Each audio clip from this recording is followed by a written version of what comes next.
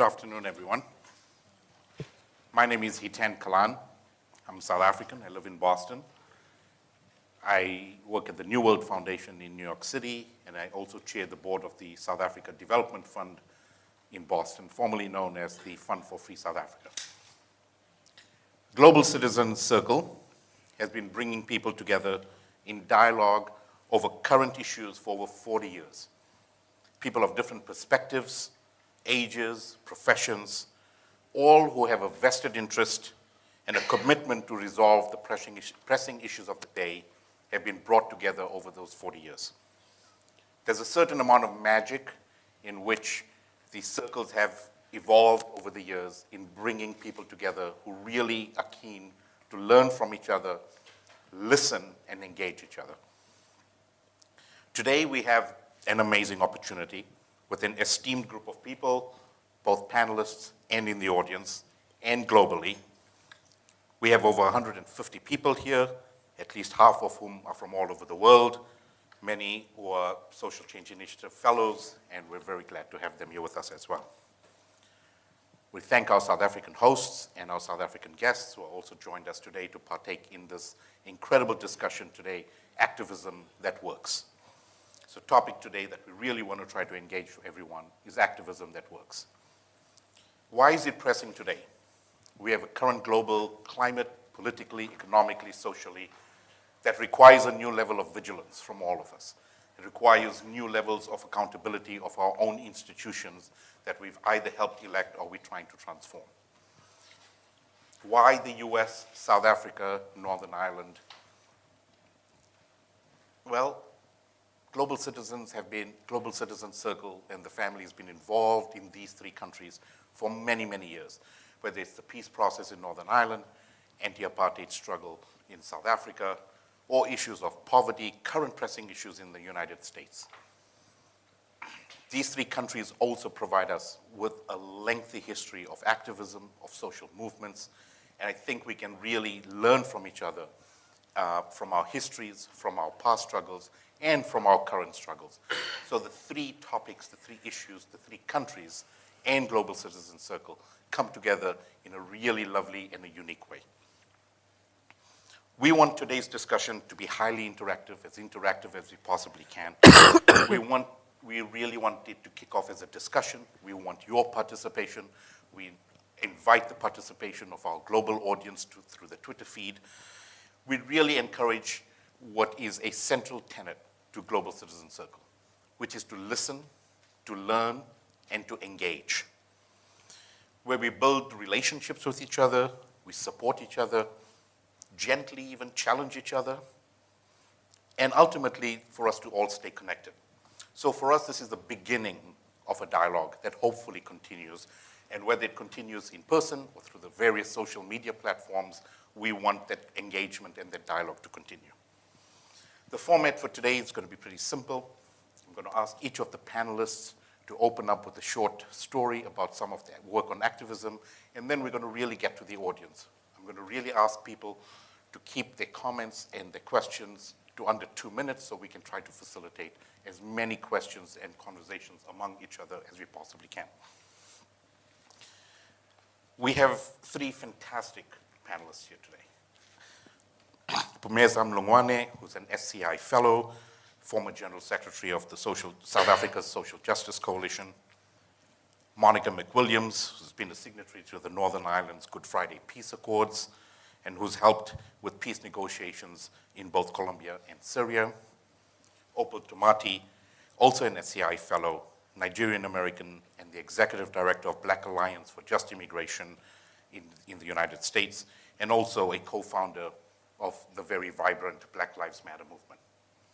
I want to kick off by asking Phumeza to... It's a nice start. Phumeza, if you would like to kick us off, tell us something in your work in which you've had to overcome you've had to overcome something, but that was a learning, a pausing moment for you in your activism that you feel comfortable sharing with us today. Thank you, and welcome everyone who's here today. I think firstly I would be doing injustice if I wouldn't talk about the fact that in a democratic South Africa, from the 28th until today, my comrades from the SJC have been at the Equality Court fighting for a democratic police service to treat everyone in this country equally. And I think I'm proud to sit here in Khayelitsha, and comrades are continuing to say, in our democratic South Africa, we want to be as safe as everyone else, whether you're in a middle-class community or whether you're in a poor community.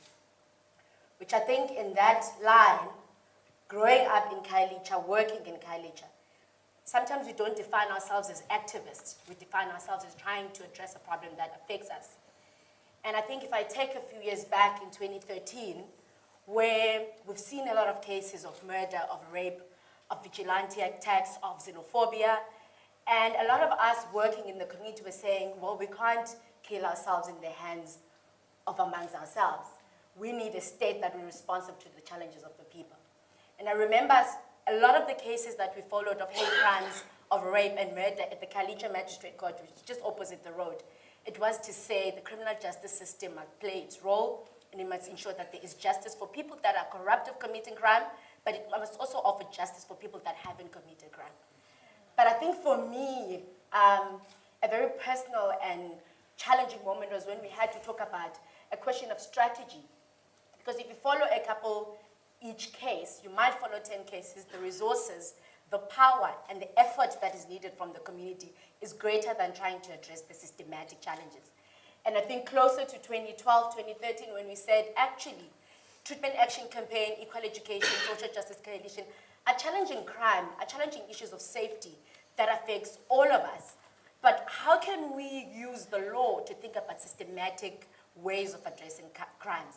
And us moving from following specific cases to calling for a commission of inquiry, for me, was a powerful moment, because it was not only law experts or legal experts coming to say this is what you need to do, but it was us who don't have a legal background, it was communities who don't understand how the law works, but saying, can we find a strategy that is going to make sure that the 5 cases we're following in Khayelitsha Magistrate Court are addressed, but any other case in Soweto, in Alexandra, in KZN, that people deal with the same challenges are addressed. And I think for me, the process of getting to choosing that strategy, but at the same time keeping the heart of the campaign on the people and ensuring that people that are affected also feel that whatever we get out of the process is going to address our community challenges. And I think that what motivates me as an activist and as a young person in all the work that I'm participating in. Wonderful. Thank you, Pumeza. Monica, you come from Northern Ireland, a very different place from what you've seen here with lots of similarities. Can you share a little bit from your work that would enlighten us on some of these same issues? Well, I love the idea about starting young. I was 16 and my sister, who's here with me, I think we were about 17 when we went to a meeting near our chapel in a rural area in County Derry. And we were signed up by a woman who is here today, Bernadette Devlin, as she was then, into the civil rights movement of Northern Ireland. And 16 years of age. I still have that little civil rights card, and I'm very proud of it. And so I cut my political teeth, I guess, at a very young age on the civil rights movement. But then realized it was quite a male movement. One man, one vote was a placard that I carried. And I haven't thought it should have been one person, one vote. But that came later. And so eventually I got into the women's movement, a very, very important movement in Northern Ireland. It's cross-community, rural and urban, and very active from the bottom up. And so that was the late 70s and 80s. And by then I'd figured, and this is really important in terms of the story of social action, that we'd built a very strong network. And that was the first ingredient that led me to think, when the peace talks were declared after the ceasefires in 1994, I hope there will be some women at the table. We wrote to all the parties, we didn't get a response, and we thought, well, maybe we should do it ourselves. Our slogan, wave goodbye to dinosaurs. Didn't make us very popular, But we did say to some of the old-time politicians who were mad at us, is your name on that poster? No. Well, why are you self-identifying as a dinosaur?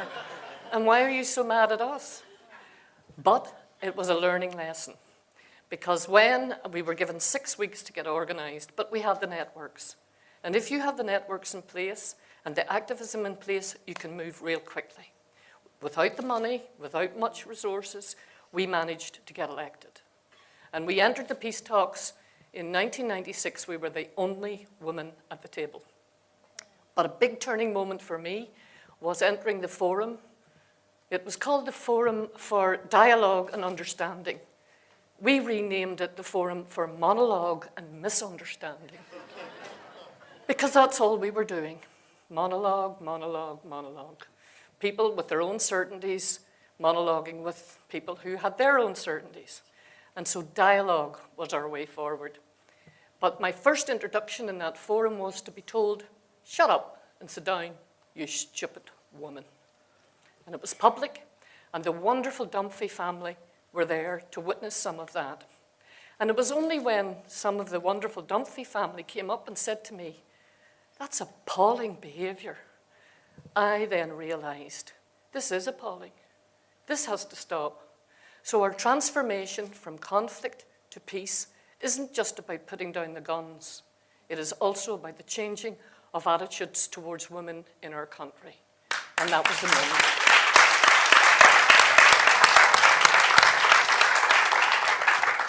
Thank you, Monica. Opal, you've come from the US, you've joined us here today, part of an incredibly vibrant, dispersed movement. Share with us a little bit about your experience and what you've had to share with us around some of these turning points in your experience. So first of all, I just want to start by thanking everybody here. I'm just so grateful to even be in South Africa right now and be amongst such phenomenal comrades, peers, siblings in struggle. I'm really, really honored. And I know that there are many people here who could also speak to some of the struggles that we're all engaged in. And I'm glad that I can articulate a little bit of my own insight and a turning point for me in terms of the contributions that I was making in this shift. So as a co-founder of Black Lives Matter in particular, I had been engaged in racial justice and immigrant rights work for many, many years before coming to co-create Black Lives Matter online and then taking it to the streets and beyond. Many people would oftentimes ask me, what's your demand? What's next? What are you fighting for? How are you going to transform this vibrant kind of activism and all the mobilizations that are happening in the street to something meaningful? And I should back up and say a couple things. That one, Black Lives Matter came into being because an unarmed teenager was stalked and killed in his own neighborhood by a vigilante. So Trayvon Martin, 17 years old, in his own community, was stalked and murdered by George Zimmerman. And we all watched the court case, and we saw George Zimmerman be acquitted for this murder.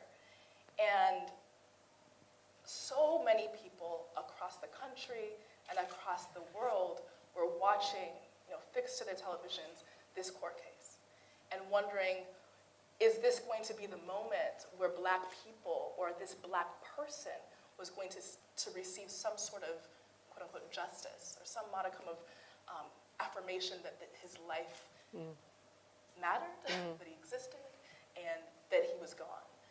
And George Zimmerman was acquitted of this murder, and many, many people, thousands of people across the country took to the streets. We were shocked, we were outraged, we were in deep pain, and Black Lives Matter emerged as a rally call, a demand, a platform that was saying anti-Black racism is intolerable. And it's not just that it's happening by vigilantes. The killings aren't just happening by vigilantes. the problem is not just happening in the criminal justice system, but we see and we experience anti-Black racism in every sphere of our lives. And so when I came together with Alicia Garza, Patrice Cullors, myself, and created, and purchased the domain name and all the other kind of social media tools, it was with the intention of calling to all of our awareness that anti-Black racism in every sphere of life needs to be addressed. So if it's in the immigration system, if it's in housing, if it's education, we need to be engaged in these struggles. And so that was the impetus. But for so many people, their understanding of what we were fighting for was wrapped up in thinking that we were solely upset and outraged at this one murder, which we were. And then a year later, 2014, Mike Brown was murdered in the streets of Ferguson, Missouri. And once again, hundreds, thousands of people mobilized the streets in solidarity with the courageous people of Ferguson and said, enough is enough. We see you, we see what's going on, we see the militarized police force. And once again, we're stuck in a moment where we were calling for justice, but folks thought that justice was solely about a guilty verdict for Darren Wilson, the murderer of Mike Brown. And that was not it. It was much more profound than that. And so I share those examples to say that we created something that began to elevate the consciousness of the people, that began to raise awareness and call attention specifically to the ways in which structural racism is impacting our lives. But the real kind of decisive moment for myself and the people that I was working with, particularly because I'm based in New York, was when we decided that the awareness raising, the mobilization was not enough. That we needed to deepen our practice and develop a program of action that more people could be organized into. And so this looks like, specifically for us, we waged a campaign called Safety Beyond Policing, where we were looking at the ways in which our government was investing in our public safety net or not investing in it. So looking at the ways in which the education system was underfunded, housing, jobs for young people. And we were looking at quite literally the dollars and cents of it in comparison to the fact that the NYPD was about to get $94 million to hire 1,000 more police officers. And to us, that was unconscionable, given the fact that we were seeing such outrage at the types of killings in the street, and given the fact that there was just overwhelming awareness and just displeasure with the types of policing, the hyper-policing in our communities, it was unconscionable that we would have more police, right? And New York City in particular is actually the way that we're militarized in terms of our police, is the 7th largest police force in the world. And so we quite literally don't need any more. And we decided, enough is enough. Let's have a different type of conversation. Let's talk about the investments that our society is making and the value that they're placing on our lives.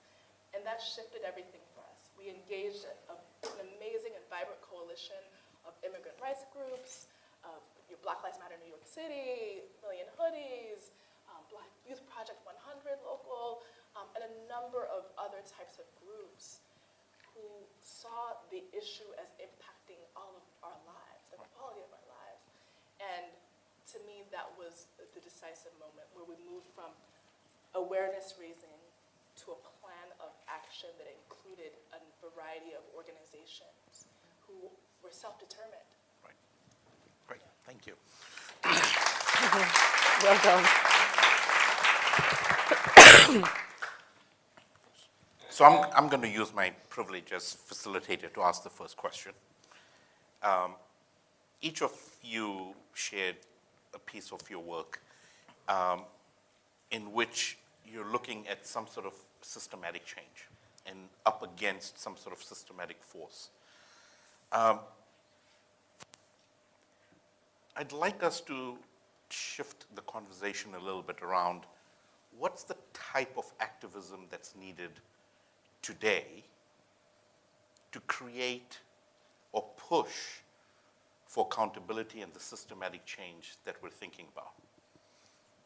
And you've all come from a rich history of activism and doing different things, having different strategies.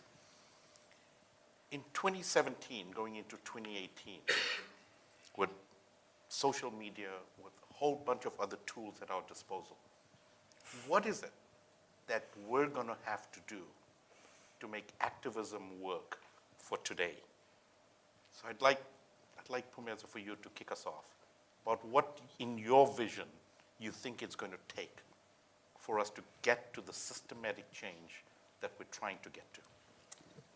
Firstly, it's not Twitter or Facebook, but Twitter and Facebook might help us amplify what you're trying to say. I think to help activism be more effective is about us thinking, where do we want to go? And in my head, it's about ensuring that activists are aware why do we have these problems in the first place? Why are people without adequate sanitation? Why are our schools without the right infrastructure? How does that relate to money and politics? How does that relate to international policies or global policies that sort of drive how our governments think? But obviously you can't do that on the abstract. And I think what I think has built me also, and has built a lot of other comrades, is really investing in political education, is investing in education, activist education, because it doesn't only allow us to be able to go protest for that particular issue, it allows us to be able to link that issue with various other things. And I think if we're going to build mass movements, if we're going to build solidarities across continents and across communities, it is about people understanding why they have the issues, what are the issues, because everyone knows what the issues are, but how do those issues link with the broader issues? And I think there's so many examples of popular and political education which I think our movement should invest in. It might not see results tomorrow, but I think the empowerment of activists themselves, and I think that's what we need to invest in. Whether that is a person that may go into government, or that is a person that may go and be in a philanthropy organization, or that may be a person who's going to continue working in community structures. But as long as they're empowered with information and knowing how they can use that, and whatever they do with that information, it's up to them. But as long as they have it, and I think that's the first start. Right, thank you. It's quite a long question for an Irish woman to answer in 2 minutes. I'll give it my best. I think the process is very important. For us in the peace negotiations, we felt that we needed to pay attention to the process. In most peace negotiations, the armed combatants are at the table, the old constitutional parties are at the table, but civic activists are rarely at the table. And we had a different system in Northern Ireland that was developed for the first two. And when the Women's Coalition saw the possibilities of getting through that window to be amongst the top 10 parties, and as I said earlier, with the networks in place, it was to say, okay, we've written enough about this. There's been enough scholarly papers, deeds, not words. Let's take the risk, and let's go out there and get inside. We were outsiders, there was no question about that. We were just ordinary women and some men, and we fell into quite extraordinary circumstances. I'd say we were accidental activists. We became politicians accidentally. And I'd said a prayer the night before the election that I wouldn't get elected. I think I'm probably the only person ever elected to say that, as were many of the other women, because our idea of politics was something entirely different. And we had to make this a place where presence mattered, and it had to be inclusive. So I think the principles of inclusion stood us in good stead, the principles of human rights and equality. Those are the only 3 principles that we wrote all our policies around, and then asked members, if you feel you can sign up to those, then you can become part of this movement. We had cut our teeth, many of us, as I said, some of us in the civil rights movement, some in the trade union movement, many on the anti-apartheid movement. Good old Catarasmo had walked the streets of Belfast with us, and he I have to pay tribute to. And so he brought us into that movement. So we were learning from these other movements elsewhere, and the campaign for nuclear disarmament. But I would have to say that both the civil rights movement and the anti-apartheid movement had a huge influence on us as young women and young men. And then we became older and thought, how do we build on what came out of those? So process is important, but substance. What are you looking for? How do you get your interests on the table? If they're saying why, you say why not. And try and be innovative and creative and think outside the box. I think all of those things are important. And the curiosity of going and talking to people who don't always agree with you and building consensus, those were the hardest things to do. And then I learned a lesson, a big lesson. Because, everybody talks about successes in these processes, but you learn from your mistakes. If I had to go back again, I wouldn't have just put aspirations into that peace agreement. I would have looked for guarantees. And so today, one of the reasons why we don't have your South African Bill of Rights is because it became an aspiration. And we brought Albie Sachs and we brought many of the South African individuals who were influential here to Northern Ireland to help us in this process, and they were enormously helpful. I remember Albie telling me that in South Africa there was as much dispute over a Bill of Rights, and some people thought it would be a bill for whites, which was really interesting.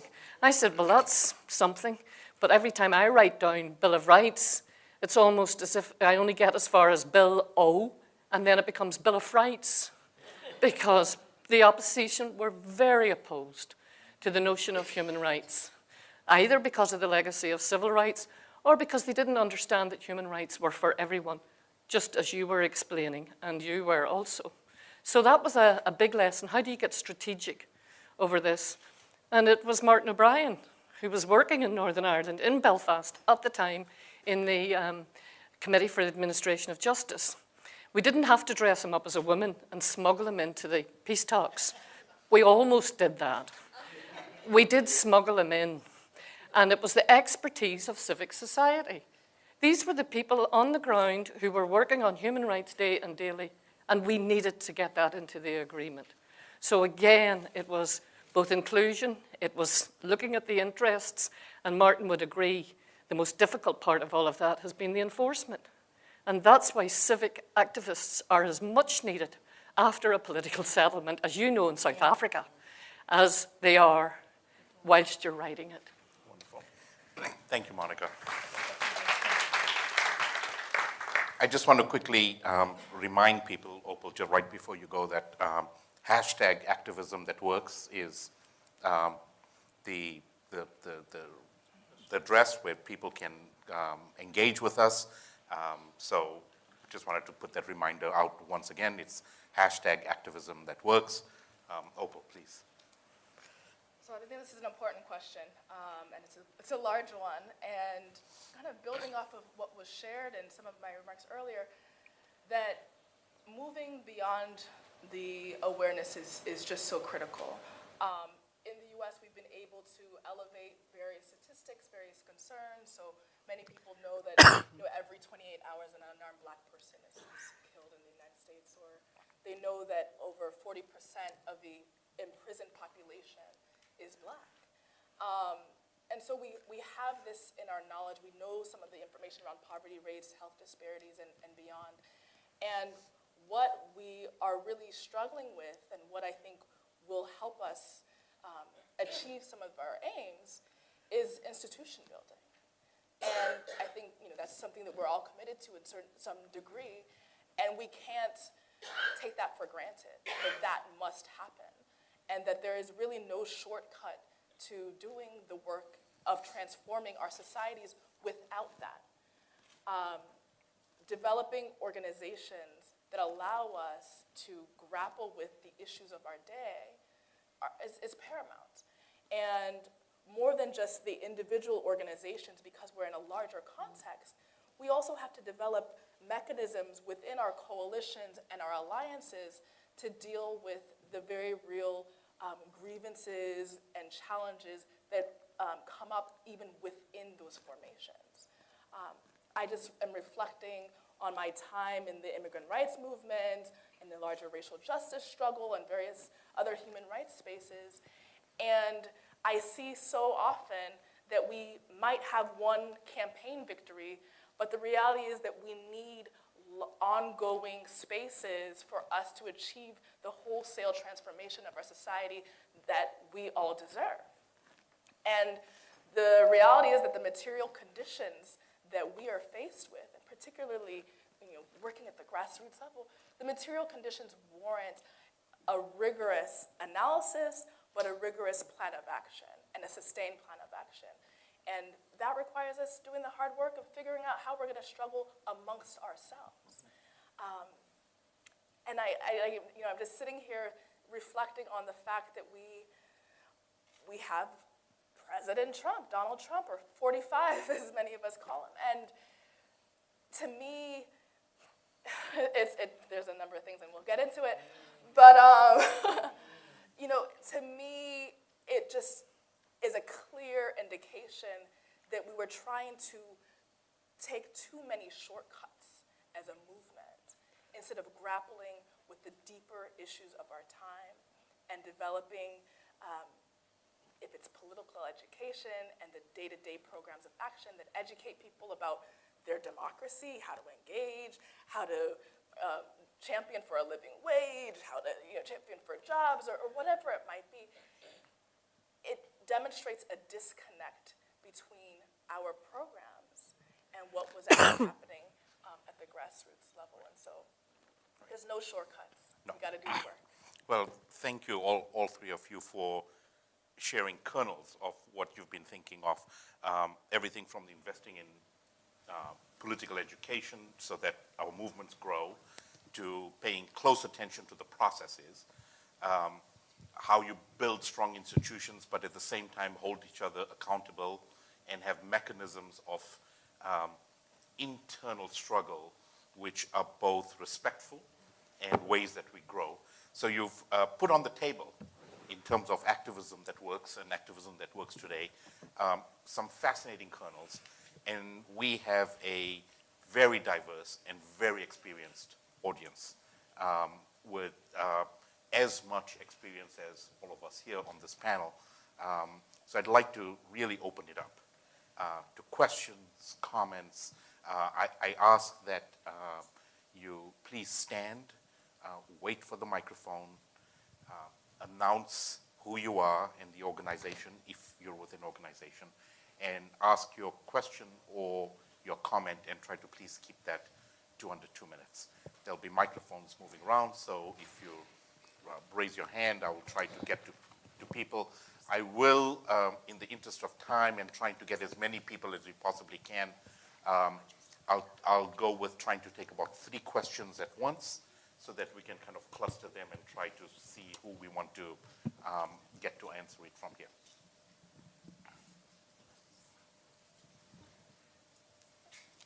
I know it's not a shy group. As you can see. Yonela is my name. I come from an organization called Africa Unite. We're a human rights organization who work with young people. Now, my question is that as Africa Unite, we are a movement, as much as the Department of Social Development calls us an organization. But the question I have is that most of the other movements that I've been involved with over the years have somehow died as they continued their mission. No matter how legit was the mission, no matter how serious was it, but somehow along the way it somehow died. I don't know whether it was the mechanisms that we use or the type of engagement we had, but my question to the two of you, seeing that you are all involved in some sort of movements along the way, what is the key thing that you would say is very critical when one is involved in a movement, or the movement itself must hold dear so that it continues and achieves its mission or goals? Okay, thank you.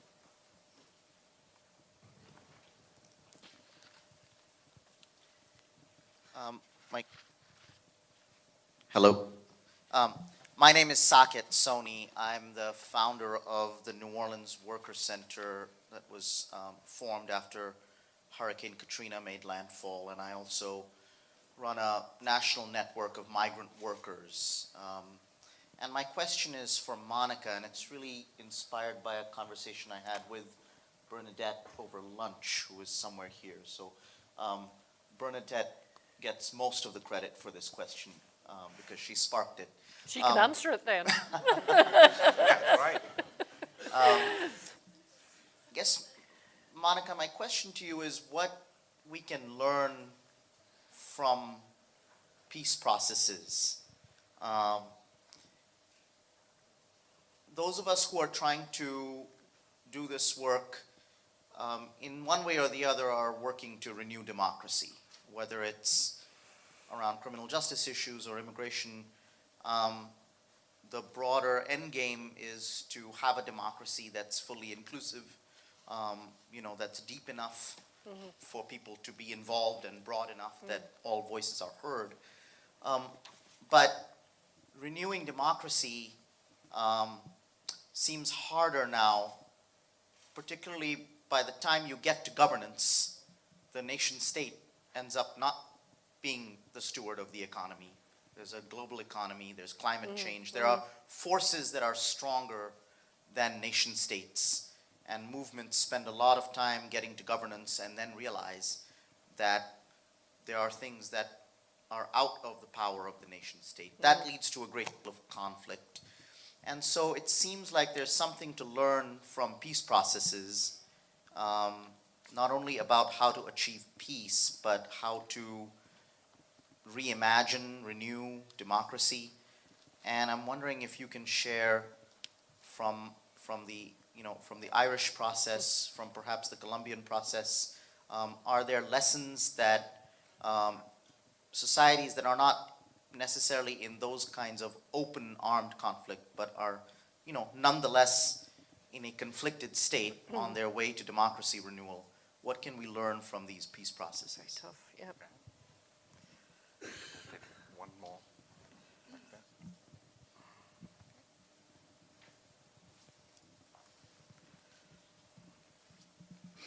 Hi, my name is Axolile Nochwala. I'm Pumeza's successor from the Social Justice Coalition. My question was triggered when I came in the door, and it's often a conversation that's very difficult in spaces where I work with Dustin, who's white, who lives in the CBD, who can work in Khayelitsha, and I'm black, I work in Khayelitsha. And coming in, I made a comment to Fatima and Brad that this room is very white.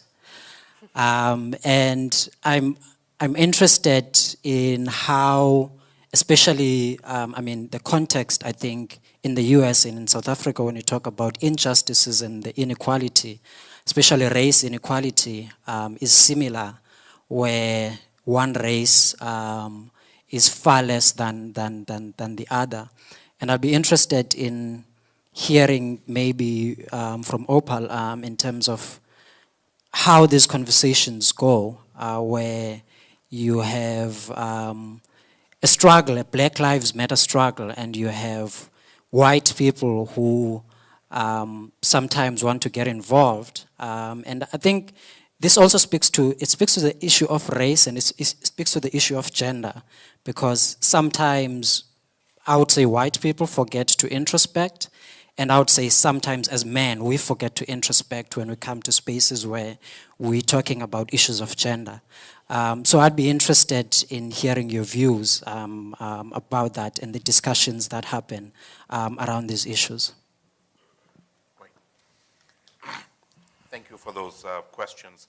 So let's take the first one, which is, Pumeza, what do you think sustains movements? What are there critical pieces of movements that you think have a long-lasting effect, or things that we don't do that lead to them dying off? But do you have any thoughts on what helps us sustain movements? I think if we had the answers, the ANC would still be alive, right? Um, but I think that there's a couple of things, and I think all of us in this room are asking ourselves those questions, and it's going to take us a long time to agree on some of these. But I wanted to just put maybe 3 examples which I think we need to look at. Firstly, it's okay when you start organizing around the issue, and when that issue has been addressed, it's okay to not have a movement, right? And I think we should be open to that.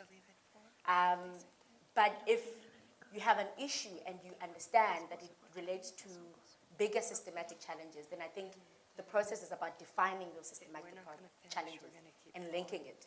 Because that's how you're going to try and make sure everyone is clear on the strategy.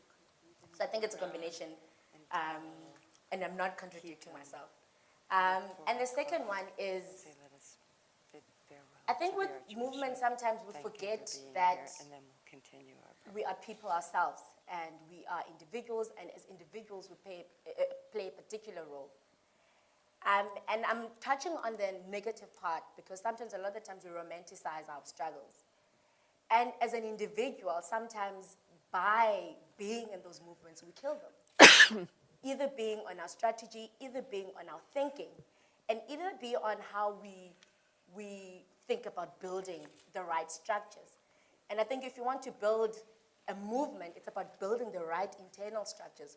You can't speak about democracy and that democracy doesn't exist on the inside. But at the same time, organizing is about using different strategies. And I can tell you a lot of organizations in Cape Town use some strategies, and they're all different from each other. But there's also organizations that have been inspired by, over the years, for example, Abahlali Basemjondolo in KZN, and the way they organize inspires me as an organizer and challenges me to change how I think about things. And I think sometimes we're so fixed on doing things the same way we've done them, and we don't actually criticize ourselves. And sometimes when we move away from a strategy, it's not because that one has failed, but it's because we recognize that at this point, maybe it doesn't allow you to achieve what you want to achieve. So I think there's I'm focusing on the internal challenges, which I think often we always look on the outside, we always look at the political landscape, we always look on and how repressive the state is. But I think we need to look on the inside. We need to really look on the inside. We don't have to tell people about our dirty laundry, but we also need to actually sit and introspect as to what are the challenges that we have internally, so that we're very clear when we get and do our work. Those are just the 3. I won't have all of them. One thing. Monica, you alluded to getting involved at a young age. You've seen, you've lived through the Troubles, you've lived through the ceasefire, the signing of the agreement. You've seen movements go up and down. In your experience over that period, what would you say are some of the critical ingredients that sustain movements, sustain energy to move forward? Well, the first thing I would say is it's okay to die off. It's absolutely, and the leaders should know when the moment comes rather than hold on and be bypassed. I think somebody in Zimbabwe has just learned that lesson. So it is really important to build an exit strategy, to know when you've done that piece. For instance, the Women's Coalition intended only to become involved in the peace talks. We did not want to stay any longer. And on the day of Good Friday, we said, well, that's it. We'll go home now and do what we do best, which is work in civic society. But in order to be part of the implementation of the peace agreement, you had to get elected to the Legislative Assembly for the next 5 years. And that's what we had to do, because we had been part of that agreement and we wanted to be part of making it work. And then we decommissioned ourselves. In Northern Ireland, they talk about decommissioning weapons. And I like the idea that the Women's Coalition was a little weapon for a little period of time, and then we decommissioned. And that was it. The women went back to their own policy-making bodies, into their communities, and were as influential as they were before. but in a different way. And I think that's really important to know that. And some of the bigger movements also moved. And I think, but in terms of what are the ingredients that sustain a movement, most definitely integrity, most definitely honesty, most definitely leadership that you can trust and that you're proud to stand alongside. And that notion of sharing out power and sharing with power is really important. Too many people go into it for the ego and to be famous for 5 or 10 minutes or whatever. And if you're in it for the long term, in fact, here I want to pay tribute to the Dumphries again. They worked in Northern Ireland under the radar. They stayed with us in the good times and the bad times, right throughout it all. And one of the most important things that they did was to connect us to others, to learn the lessons from other places, what works, what doesn't work. And I think when you're in a movement or an organization, as you've just said, it's really important to do that. What lessons can I learn? And champions are important as well. I want to tell you a wonderful story about South Africa in terms of the inspiration that we got in the mid-90s. We were looking at South Africa because there weren't very many processes. There was Guatemala and South Africa. And in Northern Ireland, we were looking and reading everything about your constitution, about the transition, what can we bring into it to ours. And then we had this most amazing invitation from President Mandela to come to Arniston on the Eastern Cape, to a military camp where we were locked up for 3 days. It was the best lockup they ever did. And we sat down and we listened to the leaders here from all the parties. And we were told, you just have to listen. You don't have to take what we're saying and put it back into your own system. And we brought back many lessons. One was the sufficiency of consensus, the word I mentioned earlier. How do you build consensus across people who are so hurt and so harmed by the past? It's so difficult to do. In fact, we were so hurt and with so much hatred that we came in. Poor President Mandela and many of the, well, President Mandela in particular had to do his talk twice. And he said, and everything else had to be twice, 2 canteens, in the end 2 sets of men's toilets. This was in 1997, here in South Africa. He said, you people have brought apartheid back to South Africa. And that shamed us, and that made us think, we have to do this differently. And all of us came home and thought, well then the ceasefire, IRA declared a ceasefire about 2 nights later and came into the talks and stayed in the talks. And not many people know that South Africans came to us on many, many times, went into the prisons, went into the communities, shared their stories, and stories are so important. And we learned those lessons. And I think that's the importance that we learned, was also the determination of what happened here, the leadership that was offered here, the inclusiveness. And so I want to hold out that hope that South Africa one day will, again, it might be going through a terrible roller coaster at the moment, but one day will be that inspiration for the rest of the world.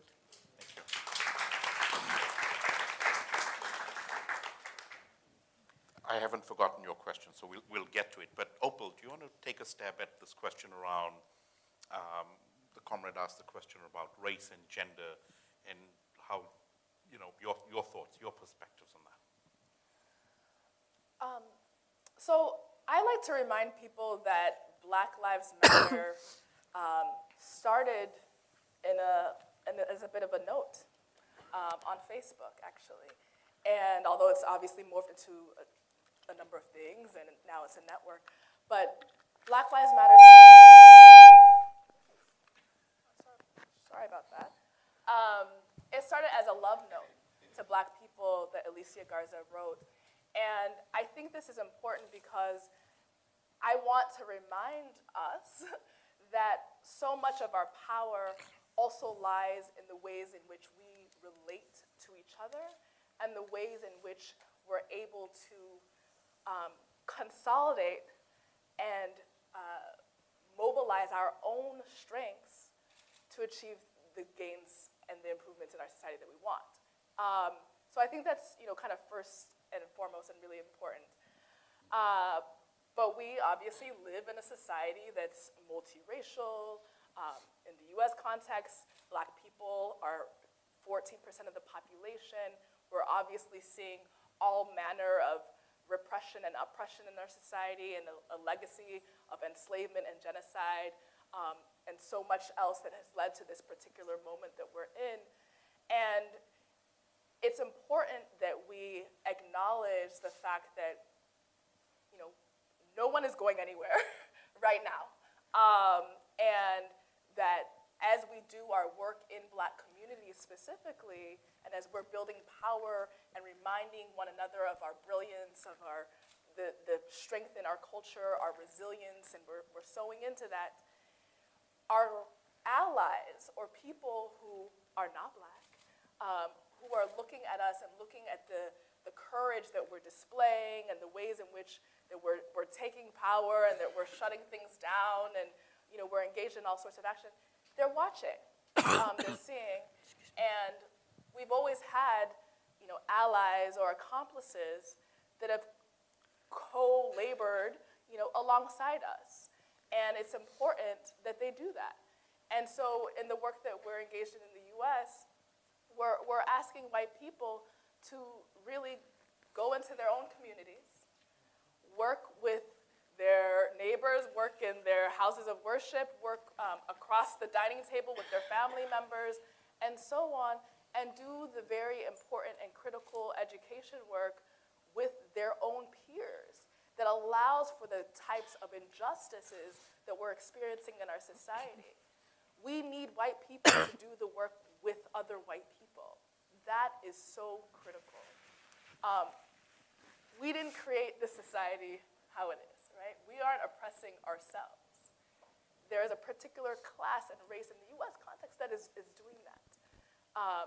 And so it's important that those people who benefit and have the privileges of being a part of that segment of society, they acknowledge that and they engage in the work with their own people. So that's one aspect of it. I oftentimes say it another way and talk about, you know, divesting from privilege, right? In whatever ways people can work to ensure that the benefits and the privileges that allow for power over communities of color or low-income people or other oppressed people in your society are decreased and diminished. The work that is so necessary right now is that of justice, of equity. And if we're not seeing that happen, and if people aren't willing to engage with the very real material benefits that they get because of the power dynamics in our society, you know, we'll continue to see this thing go on, time and time again. And we need folks to engage with systems of power. The issues that we're talking about aren't just interpersonal. It's not just one-to-one. It's structural. And so we need organized white people, white allies, dealing with these issues as well, just as courageously and fiercely and decisively as Black people and other communities of color. Relatedly, you know, you mentioned issues of gender, and particularly you were speaking to patriarchy, and you know, once again, systems and benefits that people get from their position, from their identity. And in our movements, and in particular with Black Lives Matter, we found it really important to acknowledge the fact that Black Lives Matter network was co-created by 3 Black women, which sometimes people don't know. And at first we kind of, you know, we didn't really think anything of it. We just, you know, we did this thing, and, you know, we're part of this movement, and we have been organizing for 12, 15 plus years already, but we helped to create a particular type of intervention. And many of us took it for granted that, you know, we were who we were. However, many other Black women who came before us told us, no. People must know this history. People must know the significance and the importance of your particular contributions as Black women, and my 2 colleagues as queer Black women. how important it is to identify and name who it is that is part of the struggle, particularly because we've been doing this work for generations. We don't come into this work in a vacuum, right? Black women have always been architects in our movements, and we're finally living in a moment that is recognizing our contributions and naming it. And even in the midst of that, we're still plagued with living in a patriarchal society that oftentimes erases the contributions of women, the labor, and beyond those types of things, the very unique ways of being that allows our movements to be the way that they are. And one quick thing I want to know is that we frequently talk about our movement in the US as being very leaderful, and truly believe that. And I think so much of the reason we see our movements being characterized in that particular way in this period of our history is because it was co-founded and co-created by Black women. And there's something about our particular leadership style, our expression, our acknowledgement of the breadth of our needs, the breadth of our contributions, and the depth of our analysis that is required for us to deal with the very real issues of our day. Great. Thank you.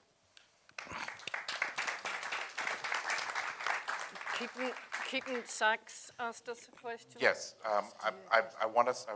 We'll get to that in a second. But before we get to the second question, I really want to take this opportunity to really thank Archbishop and the Archess both for joining us here today and really gracing us with your presence. It's a real honor, and thank you so much.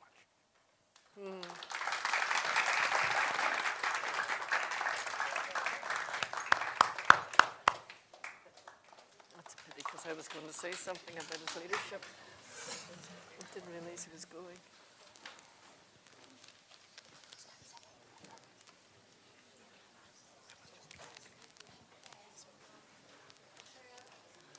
Behind, there's. Can you help her? Well, let's just. Thank you, Bishop. Great to see you again. Thank you so much. Thank you. Thank you. Thank you so much. Thanks for coming. I really appreciate So it. clever. It was great to see you again. It was wonderful to have You're wonderful people. Thank you.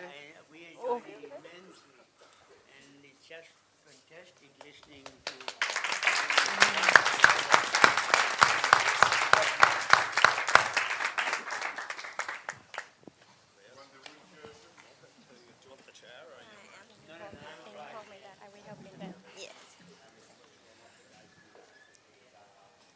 So, Monica, to get to the question of, and I'd like your take on it, and maybe we can bring Bernadette into this conversation as well, which is the question of not just renewing democracy, but renewing democracy in a way that when you actually get in a position of governance, how is that juxtaposed when the economic conditions are not always under your control? So some thoughts about achieving governance, how we get there, being prepared to govern, but then also being prepared to deal with the economic conditions. One of the things I've always said, that in South Africa, just because we were fighting to govern didn't mean we knew how to govern. And so often movements fail to take the time to understand what it means to govern. But then you add the complication that Saket added, which is when you do govern and the economic conditions are not in your hands, how do you sort of reconcile those? That's a really important question, because I've learned many lessons about the redistribution of power and what direction it tends to go for, and who benefits from a peace process. But in terms of Zach's question, I think it was New Orleans that gave us the wonderful slogan after your tsunami: nothing about us without us is for us. And we use that. And I think it's really important. Nothing about us, without us, is for us. And that, to me, was something that drove me from civic society into a more formal political realm, from the small p to the big P. And when I look at this issue of power, most of my experience has been working on the household level in terms of intimate partner violence, and there's a lot of power there that is invisible and needs to be made visible. And then you move to the national, or regional, national, and global. And you asked about Colombia, and we didn't, although we had the world's attention on us, we didn't have the geopolitics of Syria or Colombia. We had, of course, the influence of the European Union. With Brexit now, that has become a worry. Not for me, I wish Brexit would go away somewhere, but it's the geopolitics of that is going to have a huge impact on our peace process. So we should never forget about the bigger geopolitical picture. And of course, for Syria, that's huge. And for Colombia, I've been more involved in the Colombian peace process, and there is a huge issue about the redistribution of resources after a peace settlement. You know, the farmers were growing cocoa, which was the drugs. You just can't bomb that from the air, which we were trying to do. What's the alternative in terms of land distribution, alternative farming? And they were smart enough to put that into the peace agreement. And it was because that peace agreement was more inclusive. And they even had a gender subcommission in Havana where they got many issues. And because wars do different things to men and women, and the gender-specific harms, all of those were on the table. So I think that's really important in terms of looking at the redistribution of resources. But that, for me, is the hardest thing of all in the enforcement of a peace agreement. The first thing that happens in a peace agreement is the distribution of governance power. That's the first thing. Now, sometimes it works and sometimes it doesn't. For us at the minute, it's not working, but they'll have to get through that. Justice is as important, but of course they pay and spend a lot of attention on security sector reform, on police reform, multi-million pounds, and don't actually look at the other aspects that create justice from the bottom up, which is about human rights. It is about equality and equal opportunity. And Bishop Tutu has just left us, but he came to Northern Ireland to talk about the big issue of victims, victim reparations and reconciliation. But the final ingredient of this is economic opportunity. Who benefits from the peace dividend? And every country that I've visited, that's the biggest question. And it's the hardest of all. And that's also where you need other countries to come and help. And that's where the geopolitics comes in. The international community stepping up. In Northern Ireland, we had €2 billion of funding. Not every peace process gets that. By the way, as a result, if it was only funding, we should be the success story of the world. It shows you that throwing money at it will not necessarily resolve it. But it was really important that civic society got involved, and much of that also helped with community development. But in terms of that question of economic power, at the moment I'm on a commission to disband paramilitaries, 20 years after peace agreement. Now, half of the people in the country think that the only way to disband them is to lock them up, throw away the key, or military response, criminal justice response. It isn't going to work. No police service is ever going to do that on its own. No courts are ever going to do it. So what is the issue that they're still there? And they are mostly men, mostly the old armed patriarchy, and mostly male pale and steel, and calling themselves commanders and brigadiers.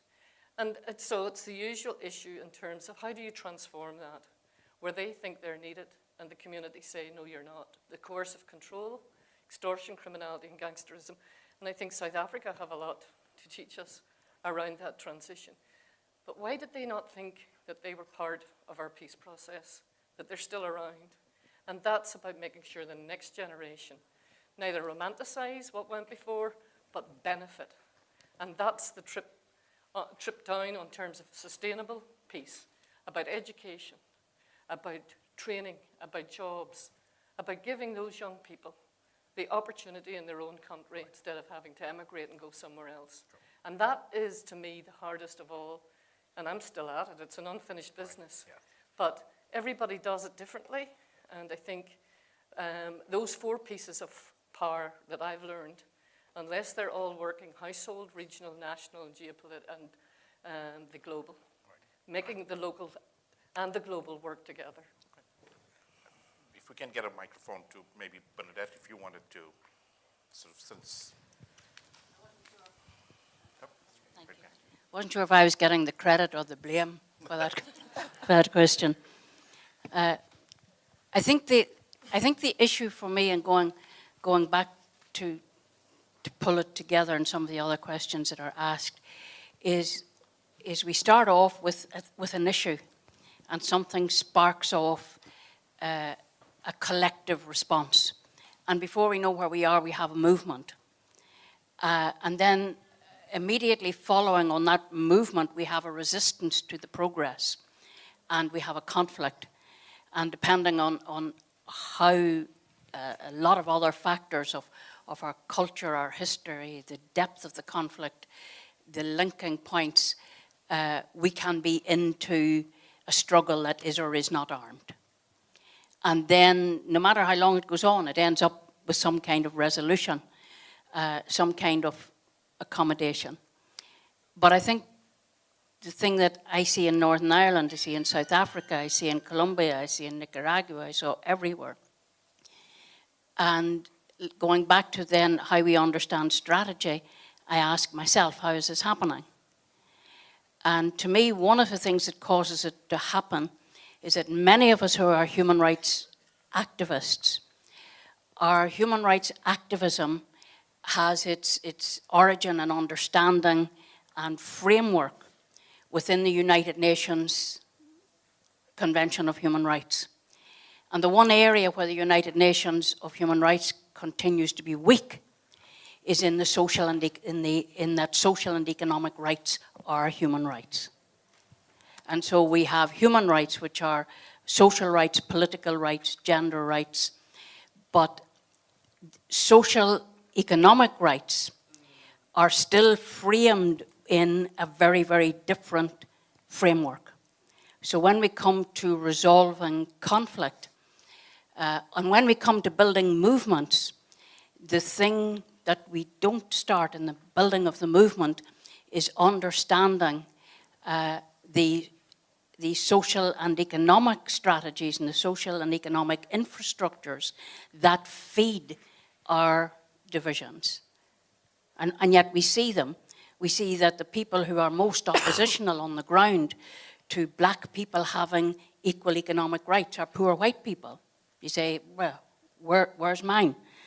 The people who are most resistant to the inclusion of migrant labour, of refugees, of asylum seekers, are people who say we've got homeless of our own. But there's no building in the movement that teaches us to understand our own homelessness in the context of the homelessness of others, which goes very much to your point of educating in our own environment. And so when we get, I tell you 2 very short stories. My son, who is an economist and works alongside me in that he says, I actually generate resources and my mother spends them. But it's not that simple. But when he was 9 years of age, I was at a meeting and I couldn't find childcare, so I had to take him with me. So this 9-year-old is sitting, saying nothing and watching. But when we were going home, he said, Mum, just in case you won, do any of you know how to run a country? And I had to say, no. And with the wisdom of a child, he said, well, I would make sure somebody knows how to run it before you win. And we miss that point.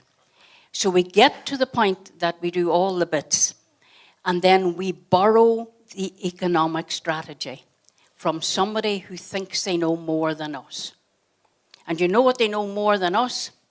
How to ensure whatever we win, we do not get our hands on the means of production of wealth. That we do not get our hands collectively on the means of distribution of resources. And so our leadership gets into governance. And the first thing they have to be is responsible and recognize that the purse isn't full and that resources are finite. And we have all bought into the narrative that there isn't really enough to go around, so we must be creative. We live in a world of abundance. There are resources. So when people say, let's be clever, there's not enough, we have to be creative, I tell you, the best way to be creative is to say and understand that 1% of the human beings in the world own and control 50% of the wealth and resources. And the other 99% are trying to exist within the other 50%. So a good inclusive conversation would be, could somebody explain to me why the 1% have they bigger stomachs? Do they eat more dinners? Is there an infinite expense on their education? Do they need more houses? Or is there not a possibility that the democratization of wealth should be on the peace process table? So that when we're having that conversation, in order to have the peace, we're not borrowing from IMF and economic strategy, but we're saying if we are to resource the peace building and the continuity of the peace, what will the people who already have more than enough contribute to the public purse? And then we don't have a conversation like we do have in Northern Ireland. The first thing that the responsible Sinn Féin had to do was reduce corporation tax from 28% to 10%, rather than put it up to 35%, because Apple has more money than me. Thank you.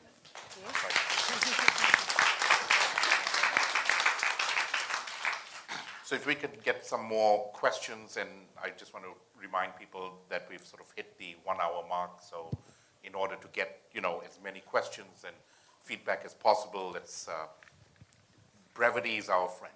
So let's go over here first. Hello, I'm Charlene. I'm Charlene Carruthers. I'm the National Director of BYP 100. We organize young Black people across the U.S.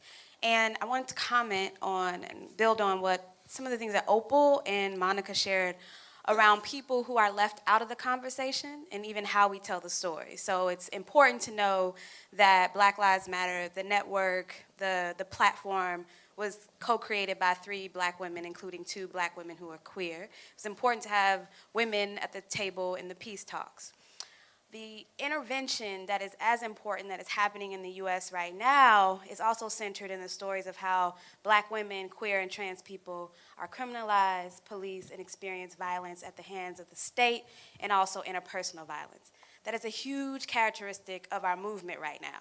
And what that looks like is just as important as the story of Trayvon Martin and Mike Brown have been, so is the story of young Black women like Rekia Boyd have been to our movement in mobilizing people across the country, right? Where I sat in a courtroom with Rekia Boyd's mom during the court case of the police officer who killed her, Dante Servin, and she sat next to me in both her grief and her resilience, and she said, they never talk about Black women and girls. They never talk about how police kill us, how police rape us, how police violate us. And then about a month later, we had a National Day of Action focusing on ending state violence against Black women and girls and femmes that included the Black Lives Matter Network, Ferguson Action, BYP 100, several organizations across the country. We were in well over a dozen cities. And for us, that was a key intervention in saying we have to broaden our analysis of what state violence looks like to include Black women and girls. And also, when we talk about Black women, we mean all Black women. We mean Black women who are transgender. We mean Black women who are incarcerated, Black women who are domestic workers, all Black women who are migrants and immigrants. And that is imperative if we're talking about activism right now. Like, it can't, in our work in black organizing, in left, radical black organizing, yes, it is about anti-black racism, and it has a deep gendered analysis that is rooted in radical black feminist movements, right? So we talk about the civil rights movement. Just as important to that has been the black feminist movement and the radical sectors of the LGBTQ movement in the US. So Marsha P. Johnson, a black trans woman. So I would be remiss if we had this whole conversation about movement in the US and didn't build on what Opal started around, yeah, it's about young black men and boys, and we are doing critical interventions, critical work around ending patriarchy and all of its cousins, transphobia, homophobia, and that's like, it's critical for us to move on our growing edges. That's what Patrisse Cullors would always talk about. What are our growing edges in movement? And I implore everybody to think about that. Who's not at the table? If it's Fannie Lou Hamer would say all of us or none of us. And even as black people, we're not homogenous. Thank you.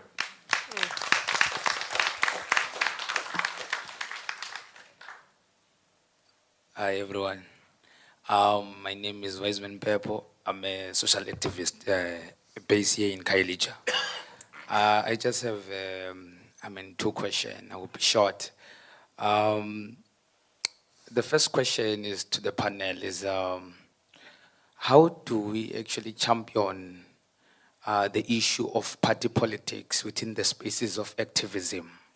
Because you'll find that I call myself an activist, a social activist, but then I'm still, a loyal member of the African National Congress. And at the same time, when I want to address an issue, then I have to make, a government of African National Congress. Then it becomes an issue now because I can't address that issue, vocally as if I don't belong to that certain political party. So I think that question, if the panel can answer that question, maybe can,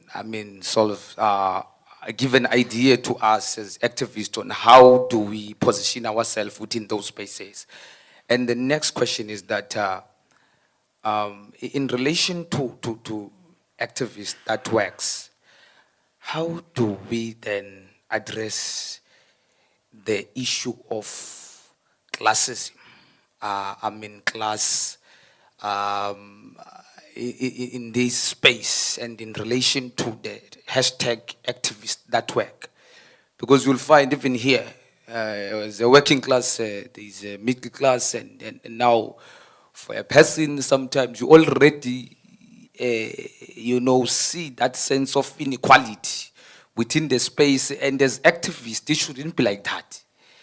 So how do we deal with that? Because when I'm an activist and still see myself as a working class, someone who don't have any means of production, and you as a person who is being, above me in terms of economic aspect and position, it means that for me, as an activist, I cannot express myself fully as you can. So I think it's just those two questions. I don't want to dwell more, but the issue of classism in relation to the topic that Activists That Works, and the question of party politics, how do we deal with that in the spaces of activists? Thank you. Thank you very much. Again, Yonela is the name, from Africa Unite. I think one of the key things that worries me, and I'm worried right now, is the issue around democracy and constitutionalism, peace and justice. Monica somehow alluded in the issue of someone who left government a few weeks ago, a few days ago, Robert Mugabe in Zimbabwe. One of the key things that we were discussing with my friends across the continent is the worry that we carry. There are two worries in particular. One of them is that in the continent, we are the richest continent, if I can put it like that. But yet we have the poorest population in the world. And that worries us. And part of the reasons, personally, I was somehow rooting for Mugabe and not rooting for him at the same time, was the issue to say there was a kind of mindset of a pan-Africanist mindset in him to say, we have to look at the issues that are quite critical for the continent for us to be able to move forward, no matter how we implemented it. For instance, the Teresa of Britain just said, I think one of the mistakes of Zimbabwe invested too much in education, which is quite incorrect to say. So we are looking at the issues of pan-Africanist mindset, or in the mindset that says, how do we, as a continent that is rich, find a way to make our people richer? But now the issue is that we are looking at Kenya, we're looking at South Sudan, we're looking at DRC, we're looking at all these countries. When we look at the perspective of putting the goggles of democracy, constitutionalism, peace, justice, it looks rather vague to imagine if in the future of such things. It worries me quite a lot. And I'm looking at it in the context of young people. How do we find a way, or how do we develop mechanisms that ensures these, these key drivers of a society, that people can be they can have that ability to self-determine or self-determination. We're looking at such countries, perhaps another question would be, so how do we get into a space? I'm in South Africa, but there's an issue in Kenya. I have that distance issue. Looking at the issue of West Papua as well, where we have such issues where people are being forced not to be able to have their human rights. I just want to your comments on those issues. Thank you. Thank you. So one of the questions, Pumezo, maybe you want to take a stab at. How do you position yourselves in as an activist, but then there's also political structures in which, one of our participants is sort of talking about that internal tension. What's your response to that? I think my position, I shouldn't have sat next to you. I should have sat a little way down because all the questions start with me now. But I think, Wiseman, you're raising a very important question, which I might not have the answers now because that's actually one of the questions that Dustin and myself are trying to think about. In our context, we do feel like in a way we've ignored our role in the electoral politics, and there's great reasons why we did that.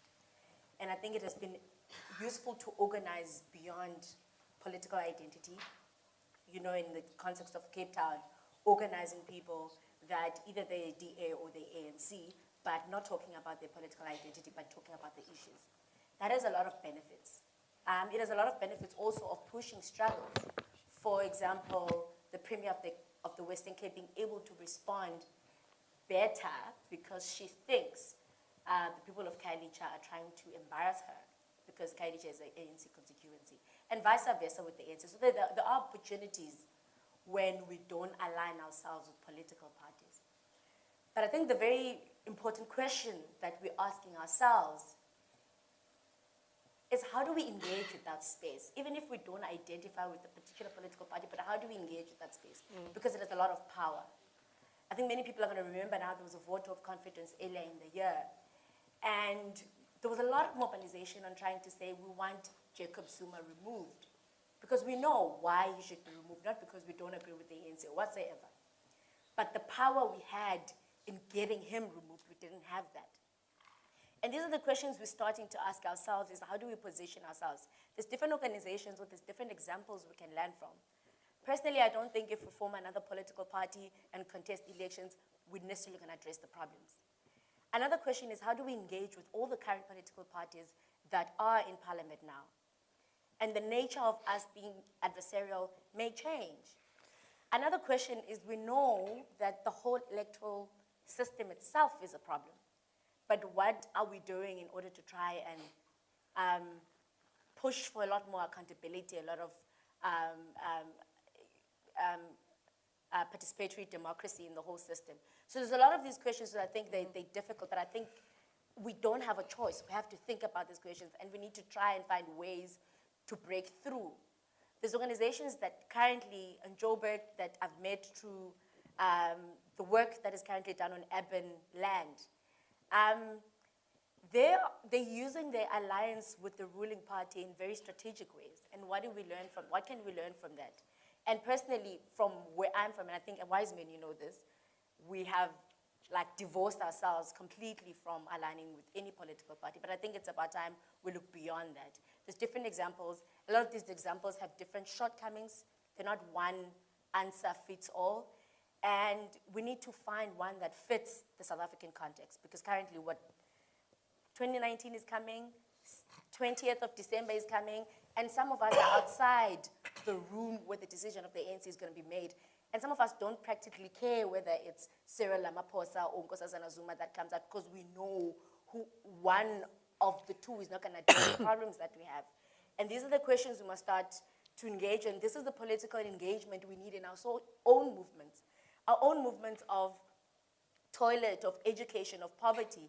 They need to talk about the politics of the country. They need to talk about how we contribute to the broader political discourse. And I think they're all difficult, but I think we have I'm confident that we do have the ability to actually be very strategic in terms of how we use our power, because we have it. And we've seen in terms of all the work that we've done, we actually have our power. We just need to use it in ways that speak to the broader political questions. Hopefully we're not going to have an ANC in 2019, but hopefully we'll have political parties, whether it be DA or if that think differently about social movement, that think differently about poor communities. Because currently we have a lot of protests, but they don't care what we're saying from the outside, because they can decide whether they want to respond to the cause of poor communities or not. And I think that's where we need to come from. And I think it's a long debate that we need to have, but these are questions we actually have to unpack. Thank you. There's a question of, so there's also a question of how you deal with internal issues around class. Upal, do you want to take a quick stab at how this has come up with your work and in some of the work you've been doing? So just a quick snippet on some of your thinking on that. Yeah, so, I mean, I think that this question is paramount. I was sharing with some folks yesterday that the elephant in so many of our rooms is global capitalism and how it's not working, and how it leaves so many of us quite literally in squalor. And the work that I do with the Black Alliance for Just Immigration is largely situated around much of this question, working with both African Americans in the United States, but also with Black immigrants from Africa, the Caribbean, different parts of the Americas, and so on. And we're stuck in a place where we know that despite whether or not you are formally, a citizen of a country, that isn't sufficient, right? You aren't guaranteed maybe a living wage or even a minimum wage in some cases. The benefits that one might expect or should expect of their government, of their society, just don't exist. And so there were some comments that were raised earlier that got me thinking. I think particularly, Bernadette, you mentioned abundance. And I just believe we actually have to flesh that out and remind ourselves of what truly exists in this world and what also exists within each of us, the creativity, the ability to fashion new economies and new ways of relating to one another, where we say, no one actually has to be homeless. Like it's actually, it's not tolerable, and we can't maintain the status quo as though it's okay. It just isn't. Similarly, Charlene mentioned, what are some of the edges that we're pushing up against? People should not be, we say undocumented in the US, or this notion that human beings can be quote unquote illegal, right? It's disgusting, it's deplorable.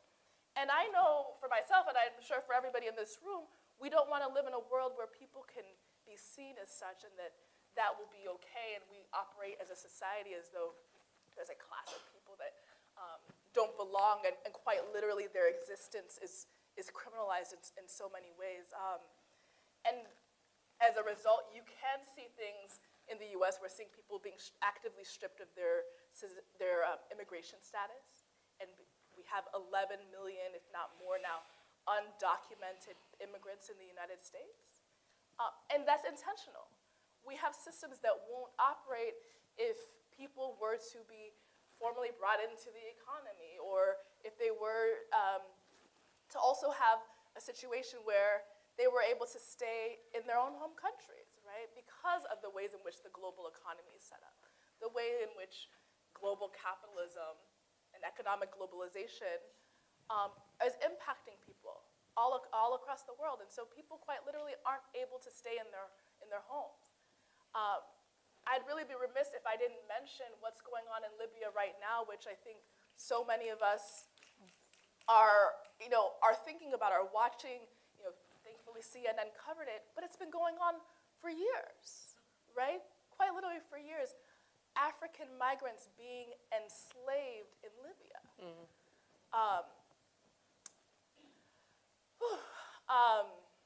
And it's a hard thing to talk about because we know it's been going on for a long time. We know that there's finally this moment where people are grappling with what it looks like to live in a day and age where the enslavement of people could be occurring, and it has been on beyond what's going on in Libya. But it's largely because people are not able to survive in their countries of origin. They aren't able. They are forced to move. They're forced into precarious work situations. They're forced to make these really grueling and horrific journeys. And many people lose life, limb, and so on. And so we have the situation where Libya can be occurring right now in this day and age, and everybody knows. And we have to, I think, as people understand the kind of slippery slope and the trajectory that our world is on that allows for something like that to go on for years and years and years.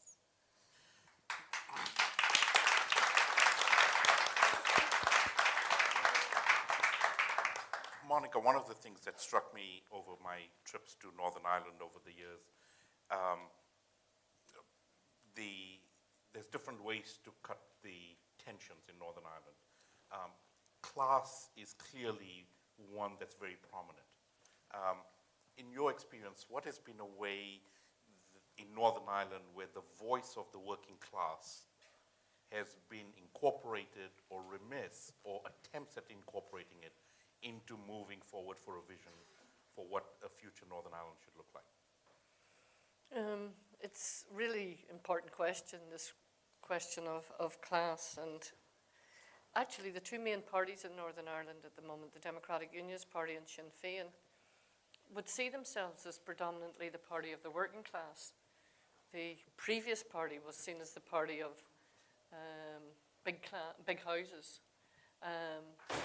And yet the question is, how much did they retain the status quo when they had the opportunity to do things differently? It's different in Northern Ireland than South Africa. From what I hear and have seen in South Africa over the times I've been here and read, is there was a lot of incorporation of civic society into the ANC and into the parliament, both from the trade union movement and from many of the NGO community, in terms of taking the leadership of that. And to me, it's kind of sad because they're much needed where they were. And in Northern Ireland, that didn't happen. In fact, quite the opposite happened. We made a proposal in the Civic Forum to have the voice of civic society advise the legislative body on social, economic, and cultural issues, because I saw the richness of civic society with its working class participation. It's chaotic, it's messy, but it's rich and diverse, and it's pluralist. And so when we proposed the Civic Forum, we proposed that the voices we don't often hear of, because it's always Protestant, Catholic, British, Irish, Unionist, Republican, and we said, look, there are disabled people, there are children, there are ex-prisoners, there are victims, there's a whole diverse opinion here, ethnic minorities in particular who are, and we do have issues where you have sexism, you will have sectarianism, you have racism. And those are the issues that were needed to be tackled in the transformation. It was stood down and abolished. It's in the peace agreement. So we did not do what South Africa did, and civic society has stayed outside, but has remained very constructive. Menina is here, Menina Prey, who has been greatly involved in a social justice initiative. Actually, that word is those two words are very interesting, because human rights became so contested in Northern Ireland, it was turned into these words, social justice, because it meant something to the working class, more than the words perhaps human rights. Because if anybody knows how to exercise their rights, it's the educated and the litigious. And often it's those who don't have them, who need them most. And I took a great deal of encouragement from those social injustice initiatives that were very inclusive of the hard-to-reach communities. To the man at the back, I think, I'm very taken by two things here. One is how many young people here are involved in these discussions. I don't see that so much at home. They've switched off, they've become cynical, they see no value in this kind of forum and participation and dialogue. So I take my hat off to you, and I take my hat off to you for asking that question. Because we need to hear your voice. Your presence is important, your story is important. The women I work with are predominantly working class women who have endured terrible lives. And it's their stories I collect. And if I didn't have their experience turned into expertise, then the resources and the good services that need to be put in place wouldn't be there. So that's my story back to your story, is that it's so important that you stand up, that you articulate, that your interests are met. And we face the same issue. My job now is with the next generation in terms of this disbandment issue. And to me, it's a process. It's not an event. And it's about giving that next generation the opportunities. My own sons have left the country. I fought all my life to try and change the country so they would stay. They have become so switched off by what they've seen that they said, we're out of here. Both because of jobs. One of them couldn't get it, and the other because he was so sick of what was passing as normalization. And that's the kind of thing that I will continue to my dying day to try and change. But the kind of message that I'm really saying is that you don't have to always be inside the political party. You can do as much from outside in terms of political and civic activism. And the final thing I want to say is something else I took from South Africa is your constitutional court and your activism on human rights. Nobody really knew how that court was going to pan out, how the importance of it was. Kate O'Regan, I hope I've got her name right, one of the justices in the Constitutional Court, was in Belfast on Friday night and gave a talk, and I went to hear it, and her question was, Constitutional Court, almost 20 years after, a success or a disappointment? And she came down in the end of it, of course, that it has been a success. And that's where, for me, the judiciary are so important to sit alongside an executive, to be independent, and to give that voice to where human rights can make a difference. And here in South Africa, as Bernadette said, you've taught us a lesson of how it wasn't rocket science to put social and economic rights alongside political and civil rights. Of course, at the end of the day, you will ask the question, and what difference did it make on the ground? But at least you've got the seeds and the foundation to build on.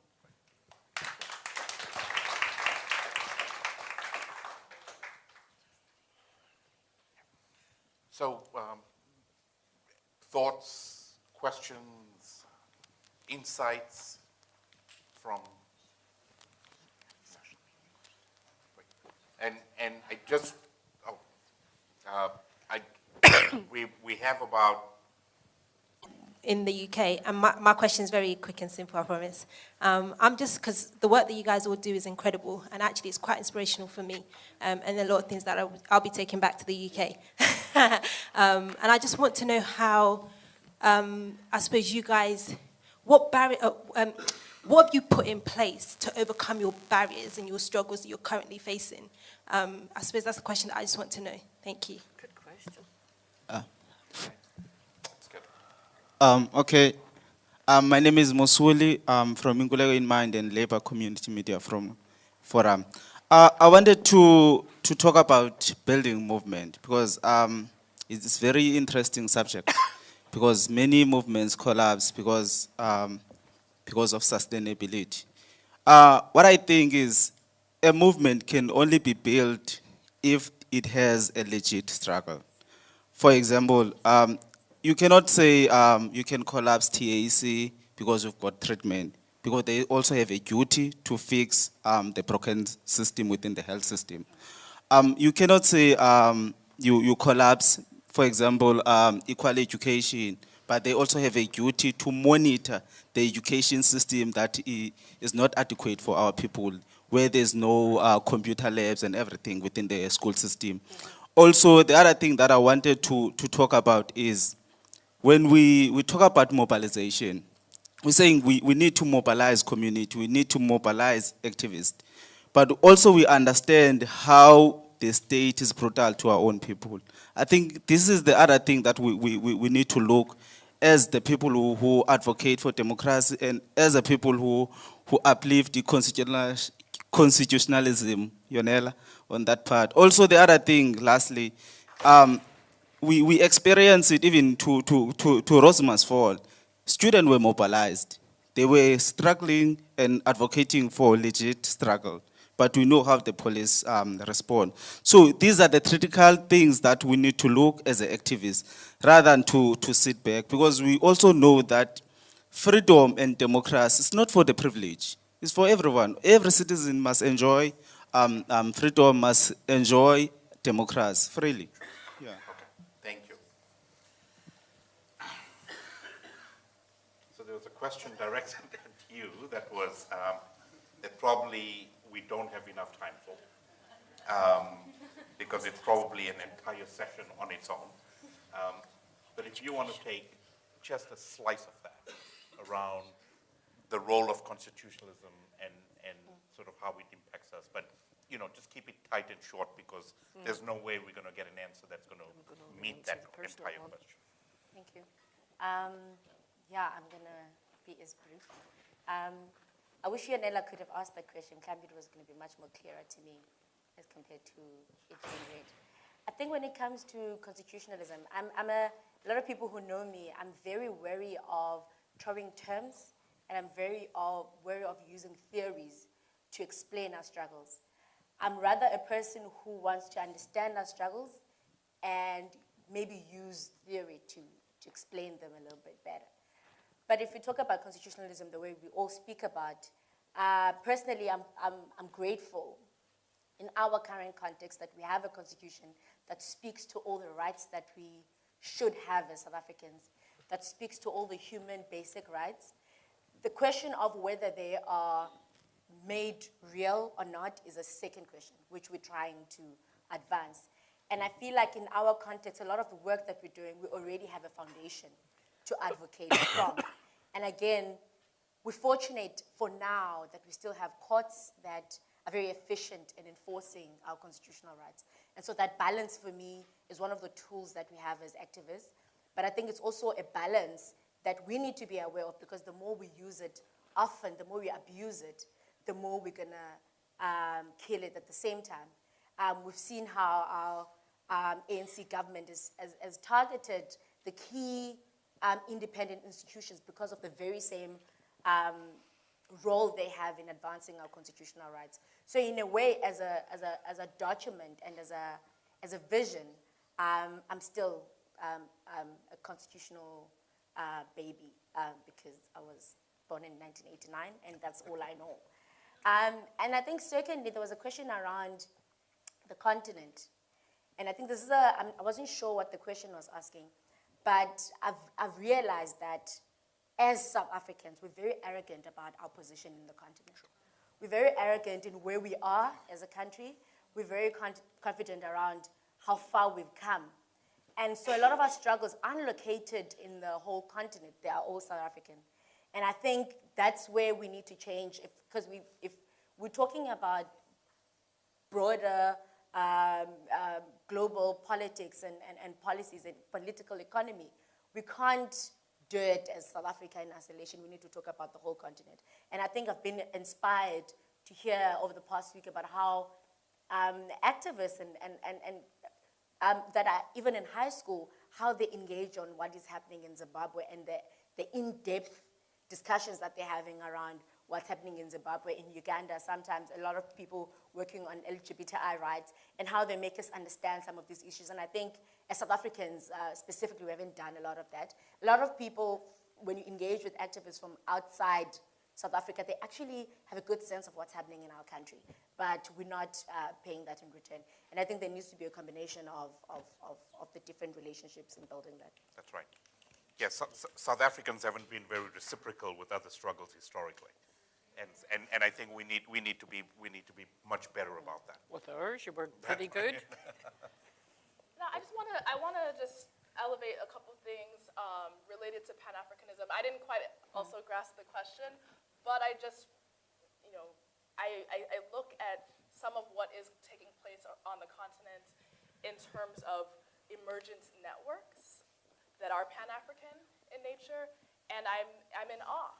I'm in awe given the different languages that are spoken, given the technologies, infrastructure, and so on, and I'm looking to different networks such as the PACJA, so looking at the ways in which this Alliance for Climate Justice is mobilizing people all across the continent, acknowledging the fact that 6 of the most acutely impacted countries by climate change are on the continent, of the top 10, are right here on the continent. So taking the types of courageous stances and developing leadership that is continent-wide, I think is so, so important. And I just want to, elevate that network as one of the vehicles and places where I see that occurring. I also am thinking about an international network that Baji is a part of called the Pan-African Network in Defense of Migrant Rights, which is also largely based on the continent, but there are a few other organizations that are situated in Europe and in the US that are also grappling with this question around the rights of migrants, of Black migrants in particular. And so they're beginning to develop their own response to what's happening in Libya that is African-centric and relies on the leadership and the cultural nuances of folks here. And just acknowledging the fact that they've been dealing with anti-Black racism in North Africa for generations. Right. And then, of course, Femnet. I think about African feminists and just the vibrant network that they've created. And I just want to elevate those as just key kind of Pan-African networks that are developing and amplifying the needs of grassroots communities that I think is just really important in this conversation. Can I address the question of barriers? Yes. I think that's a really important question to ask, both on a personal level and a systemic level. The most important thing I'd say at a personal level is none of us can do this alone. You need a good team around you. You need a support network around you. Not only because if you break a leg, you need to pass it on, but also because there will be so many days when you will be, like I was, told to shut up and sit down or to get out of the kitchen, go back to the kitchen or whatever. And you need people to encourage you. In Ireland, we weren't very good at this. When Americans used to say to me, "That's a lovely dress," I used to say, "That old thing? Sure, I got that for nothing." And then I learned to say, "Why, thank you." Because that was a compliment, and I had been brought up in a culture where you kind of didn't, well, you certainly didn't praise yourself, and you couldn't even take praise from anybody else. So for me, culture, cash, confidence, and custom were the 4 barriers that we faced in our activism. And Tito was telling me something about what he did in relation to him as a man. I watched this film in a maze. Maybe you were describing yourself as a constitutional baby. I love that idea. I was probably a negotiation novice, but you learn these things. And so maybe had some success because people gave to us, we're now giving back to others. But I think that the biggest and most difficult challenge of all our lives is the changing of attitudes, changing of those norms. And it's an unfinished business. But that's what social activism is really about, leaving that legacy. Not only are we to be strategic, change those laws that were so discriminatory, change those laws that were so unfair and corrupt, and change those policies that weren't about redistribution, But that is very much the big systemic stuff. Very much at the personal level. It's from every one of us, but it's also the influence that we leave, the legacy we leave. Did you actually, in the end, manage to change a critical mass of attitudes? So the country that you're living in is a better one than you came into. Great. Thank you.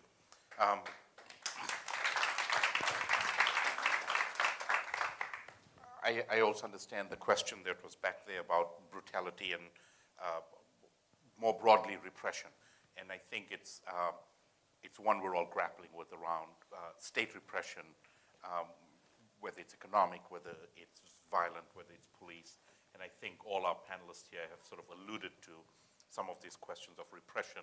And I think it continues to be one of these themes that have come out around having not just democratic institutions, but how do we continuously figure out ways to hold our institutions accountable. And that becomes the sort of central piece of what we're trying to do, and continuously try to report and expose whatever repression and brutality that continues. And so I think that without sort of trying to get through the answers here, I think it's also been a theme about how we continue to be vigilant around those issues of repression. Can I just say one quick thing quickly. to that? So in the U.S., we've been, our movements have been they've been criminalized, they've been demonized, and so on. And the latest thing to happen is coming out of the administration. The FBI has been surveilling us, and they've now created this term called Black Identity Extremists, BIE, Black Identity. So for the fact that we have the audacity to say being Black is not a crime, or for the fact that we have the audacity to organize and to demand our rights and to demand justice, we are now being characterized as a problem, which is, is not new. It's not new. Subversive. We've seen this before. Radicals. Right? Radicals, all of these things. But the state has now said they're such a threat that we're going to systematically begin this program that will allow us to effectively, deem them as a threat, right? Like almost like a terrorist threat, a threat to our national security. And so I just want to, I want to raise it in this space just because the more we, assert ourselves, the more we're able to capture the imagination and change hearts and minds and so on, the more those who are in power and who are okay with the status quo begin to devise or refine their methodologies that'll allow them to repress us and suppress us. And I just want us to be mindful of the morphing of that, and remind allies and folks who are co-conspirators in this movement to stay vigilant for the ways in which the state morphs to deal with us, people that they see as a threat. Right. It's happening with this kind of federal level, but it's also happening at the local level. There are new laws that are criminalizing protests. They're calling some of our tactics they're calling us economic terrorists. That's the label that's being used. And then there are also these other, laws and different proposals that are under this umbrella called like the Blue Lives Matter bills. And so, meaning police, right? Law enforcement lives matter. Yeah.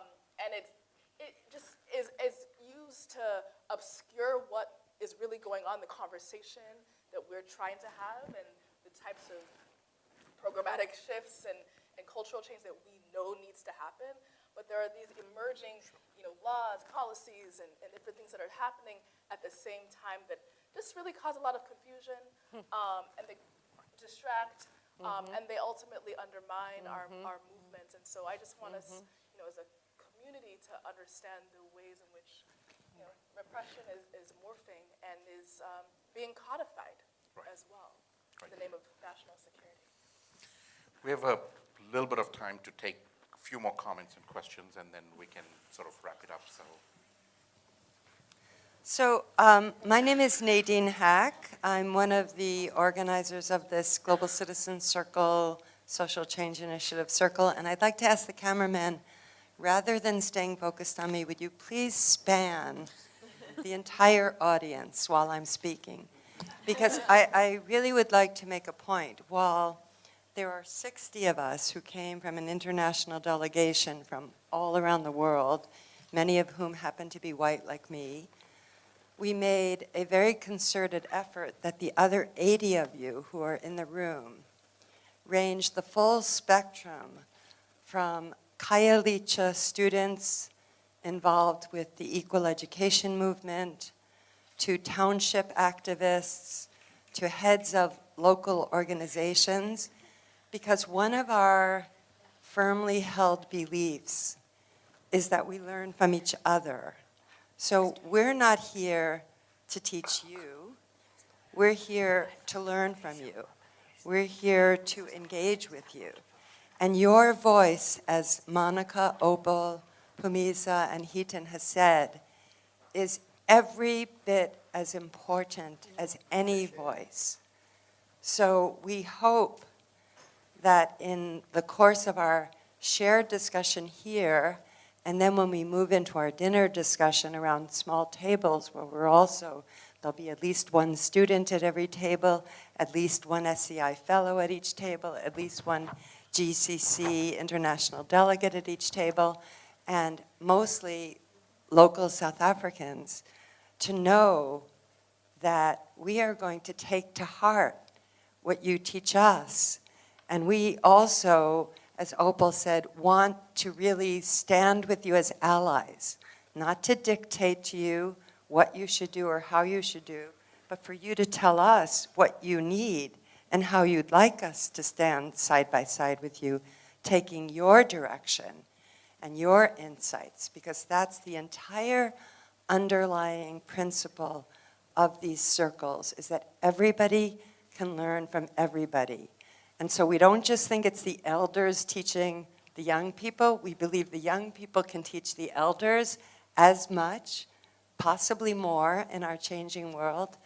And so I'm really grateful. I hope the camera is spanning and catching the diversity, the incredible. We have people from every sector: academia, media, business, civil society, local residents, organizers, and it's really what we've started here, we hope will continue. We hope that all of you who are in the room will exchange, if you have cards, share cards. If you don't, write down on a piece of paper, because this is all gonna live on our GCC website, and we want the dialogue to continue. We want to create a network of support for social activists throughout the world, where you have other allies you can call on and count on. And I just want to do a shout out. If you see on our repeat logo, if the camera can switch to the front again, Social Change Initiative, Global Initiative worked really closely with Isivivana Center and all of the organizations that are based here in inviting each of you and organizing how this program would be run. I want to do a shout out to SNHU, the students who are watching it live stream right now and having a concurrent program. That happens to be where Global Citizen Circle has its home, but I want you to know that there are hundreds of universities around the world who are gathering in auditoriums right now, listening to this dialogue all around the world.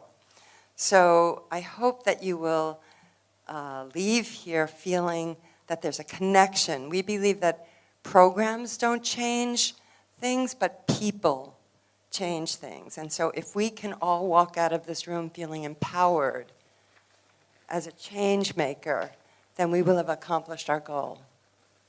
Thank you. Very good.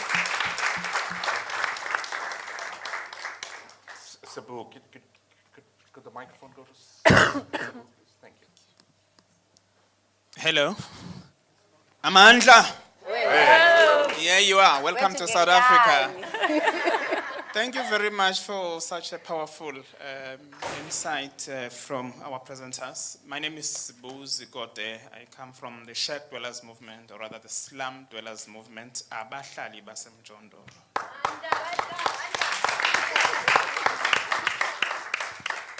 Well, my question is around the question of solidarity.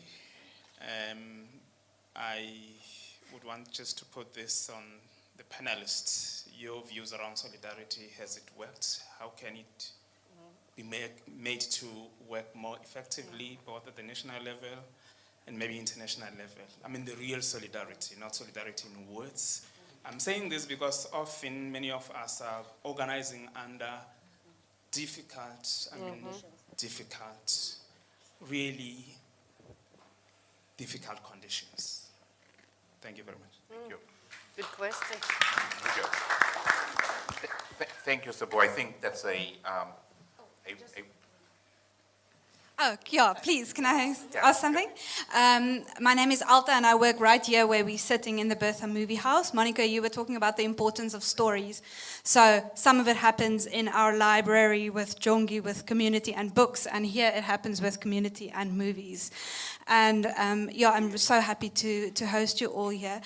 My question is, as leaders of your organizations, maybe especially Pumeza and Opal, how should we, or how can we think about people who have become sort of cases or catalysts? So I guess Trayvon Martin or Mike Brown, or maybe for us more recently, Michael Komape.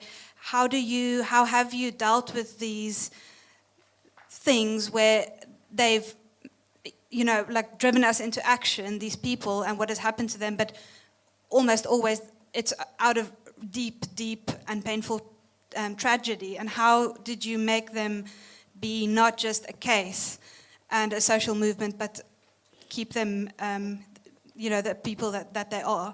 Yeah. Great. Thank you. Those are two very good questions to end with.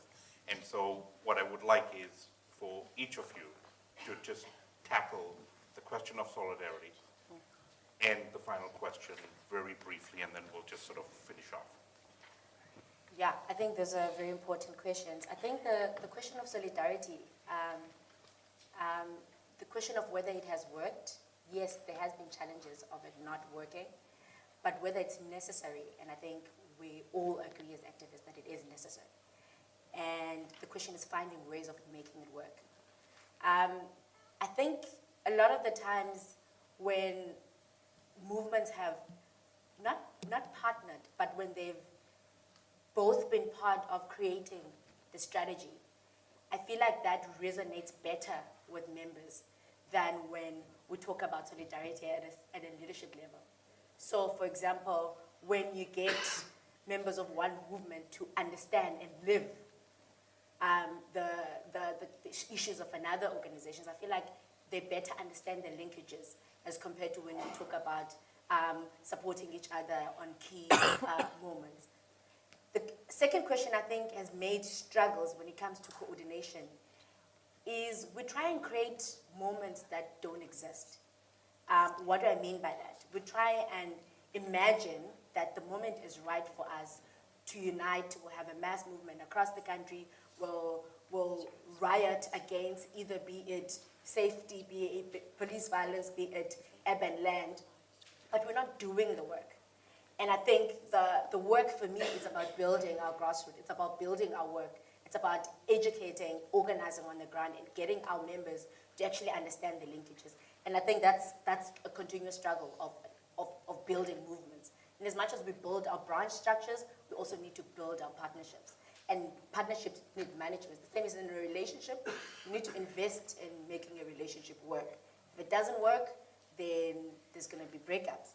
But I think it's about investing, and not just at a speaking level. And that, for me, speaks to a question I think was asked about gender. Gender, for me, is not about having Upumeza, who's a female and who's a gender activist, on the table.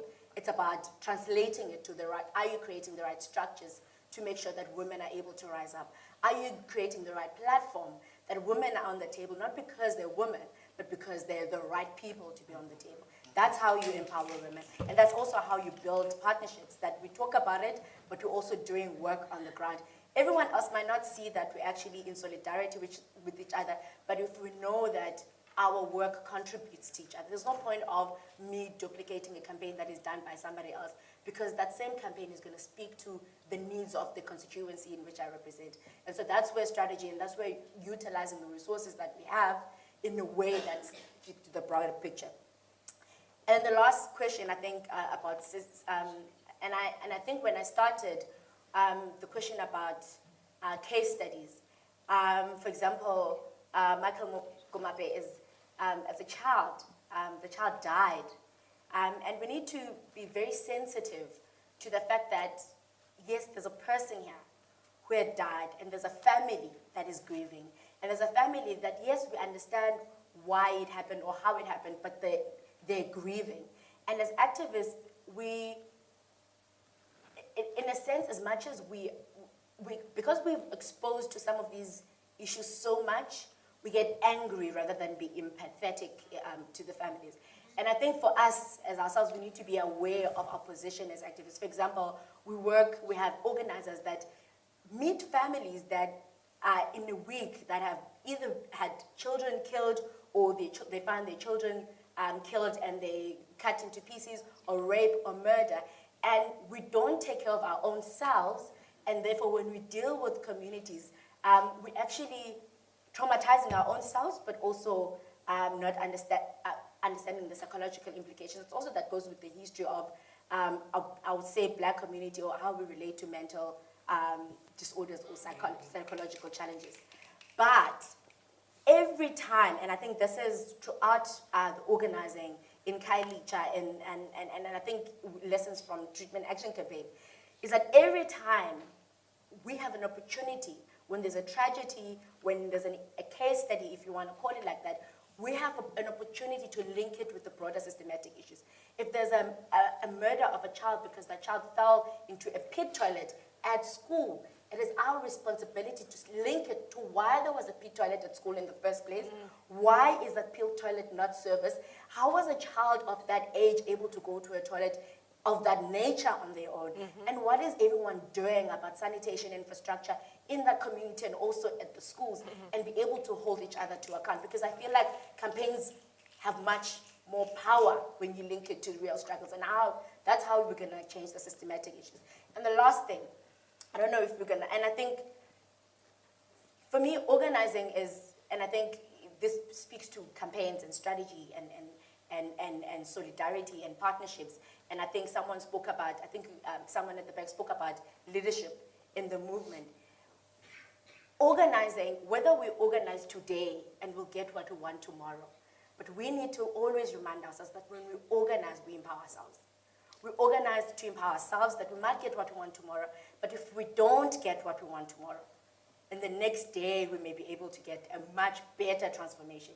And I think that's how we need to think about organizing from all levels, from all campaigns that we look at, from political organizing even.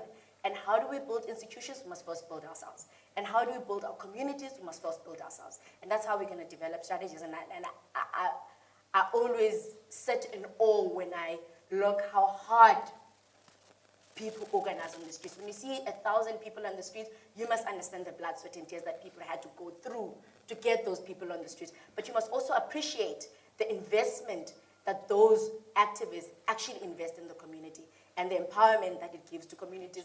Because a lot of people, frankly, they don't say they're activists, but they want reforms in their own communities. And we need to capitalize on that. And that's how we're going to build mass movements.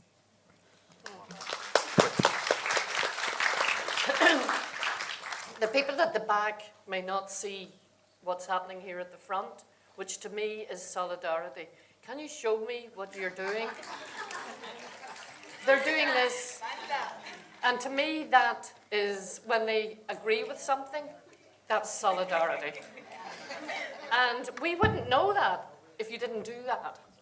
So we have to make it visual. We have to stand up, and the times we have to stand up is beside you. When you are made out to be one of those extremists, it may be a compliment. You're really scaring them, right? You're really getting under their skin. But people need to stand up who are seen as moderates, who are not seen like this, and say, this is my sister. I am standing right beside her on this issue. That's solidarity.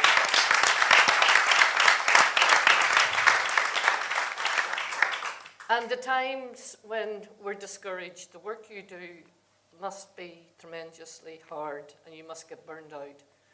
And sometimes somebody just needs to say, come on with me, I'm going to give you some rest. That's solidarity. And at times when we were in crisis in Northern Ireland, the Global Citizenship Circle gave us that rest. Here you call it a retreat, but in Northern Ireland that's a prayer meeting, right? So we don't use that word, That's right. right? We just give you time out and residentials. But the Strategic Change Initiative, there are women and men in this room who are mentors. That's solidarity. Because you are able to pass on your experience to those who are coming along and lifting the baton. To me, that is a tremendous initiative. I never had much of a mentor. Actually, my sister was my mentor. And, you know, that I pay tribute to. Everybody needs a rock, and she was my mentor. And I am absolutely certain, Tito, for the people of Boston, you're the symbol of solidarity. And I hope one day you become the mayor soon. So there are all kinds of symbols and signs that make us feel like you finished that beautiful story about it makes you feel empowered. So to you, let's give this click. And finally, let us say, you know, too much change in my life came through tragedies. I stood at too many funerals and too many people said never again, and we shouldn't have this reoccurrence and we can't have that. And you know, we have enough facts and figures to show that that tragedy shouldn't have been a tragedy, as you say. So my very short and final lesson would be, I've learned in my life that yes, you need to have those inquiries. I'm involved in homicide reviews and child death reviews and particularly looking back on why that woman was killed when everybody knew she was in a completely potentially dangerous situation. Those reviews are so important, but the most important thing is not just the recommendations, it's the follow-up. Who did what, when, and hold them to account. Thank you.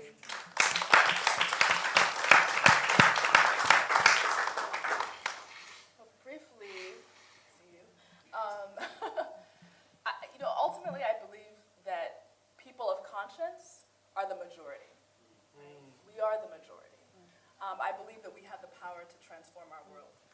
And I think, clearly by some of the examples we've been sharing all of this afternoon, from the experiences that you all have, we know that our lives and our struggles are intertwined. And so myself and the work that I'm doing alongside so many brilliant organizers and community members and leaders in the US is really situated around a practice that says we have to show up consistently for one another, acknowledging that, right? Our destinies are intertwined. And that we can't be doing this kind of one-off transactional solidarity, which was so characteristic of our movements, gosh, a couple years ago, 5, 10, 15 years ago, where much of the experience that I had was, hey, where's the African-American community? When are they going to show up for the immigrant rights movement? A lot of this kind of making requests and not recognizing the current conditions that, for example, African-Americans were faced with. And there was a kind of almost a cloak where folks in the immigrant community weren't recognizing or weren't able to see that Black Americans were also faced with a number of challenges. And it wasn't until they started seeing the viral videos of Black people being killed in the streets that folks realized, oh wait, there's a very real issue of systemic poverty and criminalization and brutality and extrajudicial killing that's happening. And wait, there might be something going on in their communities and their neighborhoods already that might not allow for folks to show up in the same way. And so what does it look like for us to actually engage with Black struggles in a different type of way? What did it look like for the immigrant community to engage with Black Americans in a different way? And what does it look like to also uplift the experiences of, for example, Black immigrants from Africa, the Caribbean, and so on, who are also impacted by these struggles? So all of that to essentially say that we're having a more nuanced conversation and nuanced practice around solidarity that has moved us from this kind of transactional, I show up for you, to a more transformational solidarity that looks at how am I invested in your struggle because I know that is actually me and that is a segment of our community, and if I don't show up and show up consistently, the erosion of our liberties, the erosion of our rights will undoubtedly impact me too. And so that's, I think that's so critical, this move. And one, short example of how some of this is also going on is in the ways that we're fighting against the mass incarceration, or the system of mass incarceration, period, prison-industrial complex, and how it's been growing and expanding over the years where for a period it was okay, right? Black people are criminal, quote unquote criminal, and this was the rhetoric that so many immigrants of color and low-income people were okay with. Those folks over there are engaged in some sort of crime, so of course it's rational, we have to lock them up, blah, blah, blah. But now folks are realizing there's something bigger going on in our society. There's something going on with the logic of our system and the logic of our society that allows for certain communities to be deemed disposable and allows for them to be locked up and away from us, right? From each other. And so what is, I think, really profound for our movements right now is the ways in which we're understanding how we're all going to be targeted, how we all are being profiled, and how we all have a vested interest in standing up for justice day in and day out. And to be honest, Donald Trump is kind of making it much easier for people to recognize that the assaults are wholesale and that we don't have the luxury of sitting on the sidelines. None of our communities have that luxury.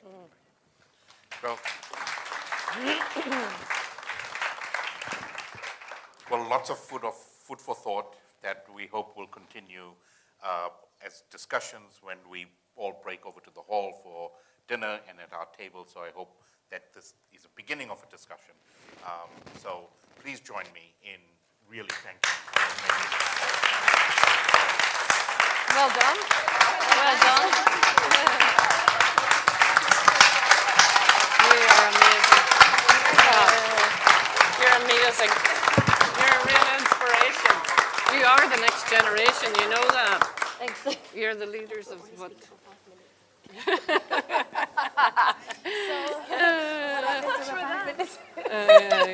No, I'm kidding you. You got it. I take such great hope the fact that people like you are here. Oh my God. And that you're so young, and you have so much energy. Tito.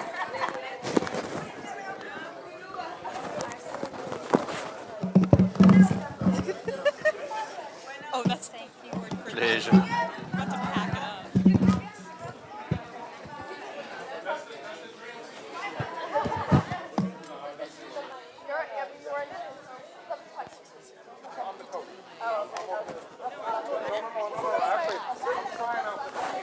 Hi, I'm Melanie, the Senior Coordinator for Global Citizen Circle, and I'll have you introduce yourself and kind of talk about what you just experienced and say a few words.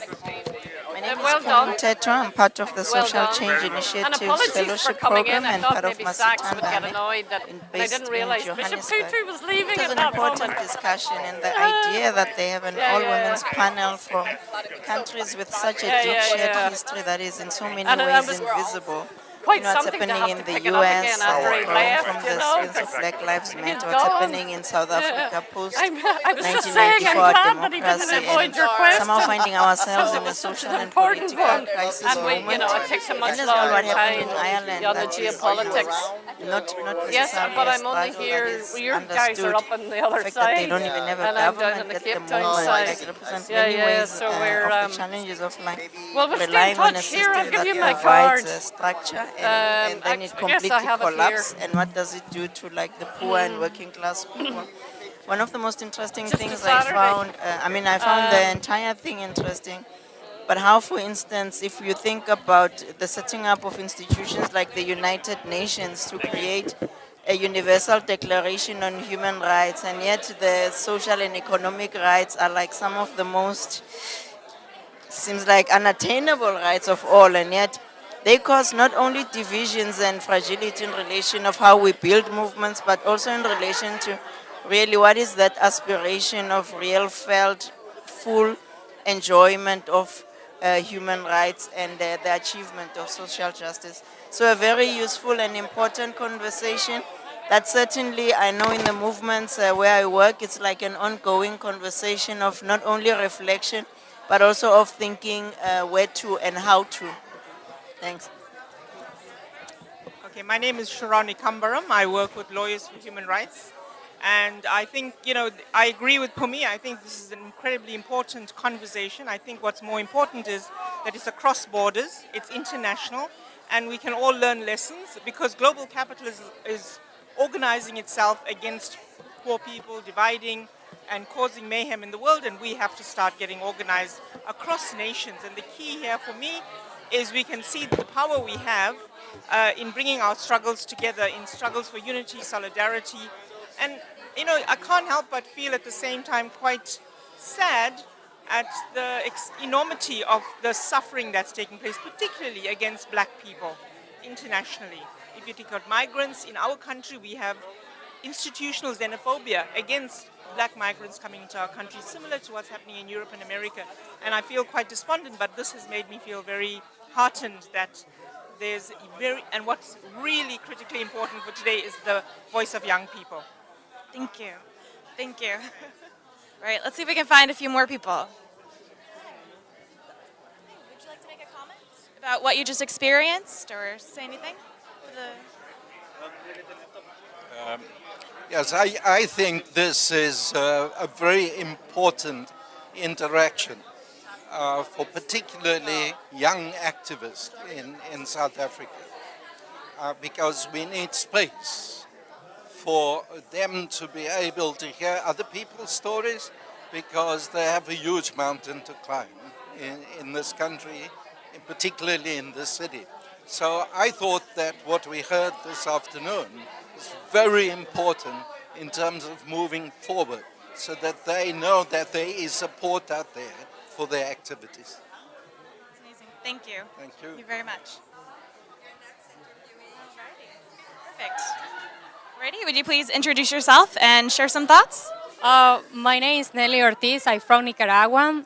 I study in Taiwan. I got a scholarship in 2009, and I studied global political economics, and it was a really amazing experience to be in Taiwan. And now I decided to going back to Nicaragua because I believe that I can do more things in Nicaragua than outside. I am really prepared to go home because Nicaragua need people who love the country and bring new ideas because nowadays we are facing very difficult situation in many regions. In one of the cases, we have a big example is Venezuela. And I feel Nicaragua have to learn a lot for this country. And something similar is happening in Nicaragua. And I believe that if we have a people who love the country and they believe to find the right way and respect the people's rights and continue believing and improve the society and allow people to participate. Thank you, Nelly. Thank you. Alrighty.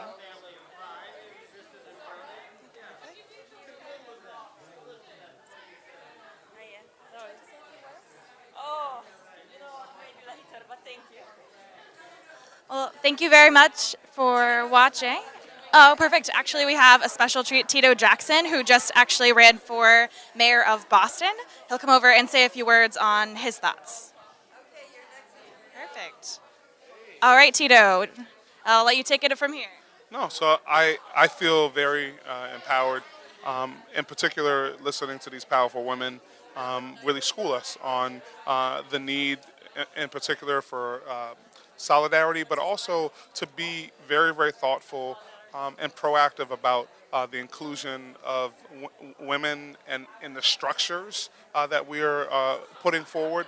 But also, I think there's the issues around sustainability, and you heard people beginning to speak about mental health issues, and that's aspect of sustainability in terms of activism, because activism is not only dealing with the issues, but we are people in these movements, and we have to deal with and sustain ourselves, our families, our communities, and uplift them also. But the other component is that of active solidarity. And you know, it's one thing to say, hey, we got your back, but I'm way back. No, we're not talking about that. But we're talking about, as Black Lives Matter matters is getting targeted by the FBI, that as an elected official, I have to step up and say something. Right? And that we can't stand idly by and see organizations that are actually changing the face of what's happening in our electoral politics, in our policy making, and allow them to be targeted again by the FBI, because this is just a second version of COINTELPRO, which is what took out the Black Panther Party, which took out many aspects of other leadership. And also to hear it from Monica, an Irish sister, to be able to speak to what's happening there, and the real need for us to really come together and deal with, and she was speaking about people who are getting out of jail, people who were in paramilitary organizations, and how we sustain and build sustainable processes for them. So I'm actually elated. I've never been to Africa before, and being in South Africa is off the chain, off the heezy fo sheezy. That's technical terminology. But I'm also going to take back what's happening here, because we can learn, and we're not here to teach. We're here as all students of one another to see what's happening here. And I would finally say this is one of the most optimistic things I have attended in a long time. All of this young energy and all of this energy of young people challenging us around the manner in which we do things is exactly what we need. Shout out to Global Citizen Circle and the amazing work, as well as SCI, that they're doing to uplift us all. Thank you, Tito. Thank you very much. And shout out to the folks like you, sister, who work your butt off to make it happen. Thank you. Alrighty, would you please share a few words and thoughts and something you learned from today? My name is Mosoli. I learned few things. But what I was interested on is to understand based on a global citizen. If let's say they are trying to advance the citizenship of the world, of the globe, is it possible for us to share equal power, to share equal privileges, also to close the gap between inequality? Because I wanted to learn more on that part, because we within the society, we see each other as black and white. Others see each other as Indian and whatever. So I think the bigger picture is, if let's say we see each other as one citizen, also we see each other as humans rather than colors, I think we will be trying to address the cause. Also, the other thing that I think we will be addressing is, if we talk about equality, so everyone can share equal privileges. I might be black, have my own privileges, but other fellow brothers are not having privileges. You might be white and having privileges, but other fellow white people are not having privileges. So we can only advance the cause only if we understand the challenges that we're having. If it's inequality, let's address inequality so that everyone can share equality. If it's a matter of privilege, let's share the privileges with other people so that we can know how do we identify ourselves as people within this planet. That's what I'm thinking. So my interest was more on how do we put a picture on addressing equality across the world. Thanks. Thank you, and I think you make a very good point about seeing people as a human race together, and definitely write that question down, because I think that's something we should definitely address, and come chat with me later after dinner. Okay, thank you. Alrighty. Yes, could you please introduce yourself and say a few words about what you experienced today? Thank you. I'm Becky Keshet from Israel. I'm on the SCI program. And I really appreciated being here today because I think it's so easy for activists to be centered on their own problems, our problems of our own country, and it's really important to step back and hear from people in other places, in other contexts. There's so many similarities. There's so many amazing things other people are doing, and I think it really gives hope and gives new insights. And it was beautiful being at an all-women's panel of women from different places in the world, different ages. I really appreciated hearing a woman from Ireland who has so much experience, and hearing very young women here who also have a lot of experience, but are coming from a different generation. And I think that it's learning from the variety, from the difference in ages and different places in the world, and different experiences, which can really strengthen us and help us build better strategies, better ways of working. I'm going to take home ideas that I got here, and I believe that everyone here will take away something from here, a bit more hope and a bit more and new thoughts about how to deal with our problems. Thank you so much. Thank you, Becky. Alrighty, we're Senator Rodney from the United. Alrighty. So would you please address? Would you please name yourself and you're from, and just a few thoughts from what you heard today? So I'm Rodney Ellis. I'm a county commissioner in Harris County, which is Houston, Texas. I know you're wondering what is a county commissioner. So I'm an elected official for about 26 years. I was a state senator. So I've been active with the Global Citizen Circle since I was as young as you are. This was a very inspirational session today. I was very impressed to see that these young people are so energetic, much more intellectual than I was when I was that age, and I thought that I was an activist. So it really gives me a lot of hope for the future. I think it's good to have such a diverse group from all around the world to come and talk about ideas, exchange ideas on what they can do, what they can learn to take back to their various communities. And it was truly an inspirational chance to be with Bishop Tutu and his beautiful wife again, and think about what examples they have been, not just for people in South Africa, but all around the world.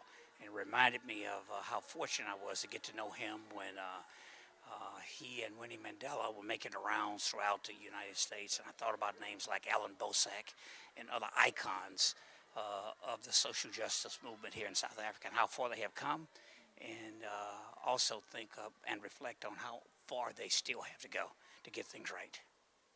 Right. Thank you very much, Rodney. Thank you. All right. Well, thank you very much for watching online. I hope you can continue the conversation online, stay connected with the Global Citizen Circle, and thanks again for watching.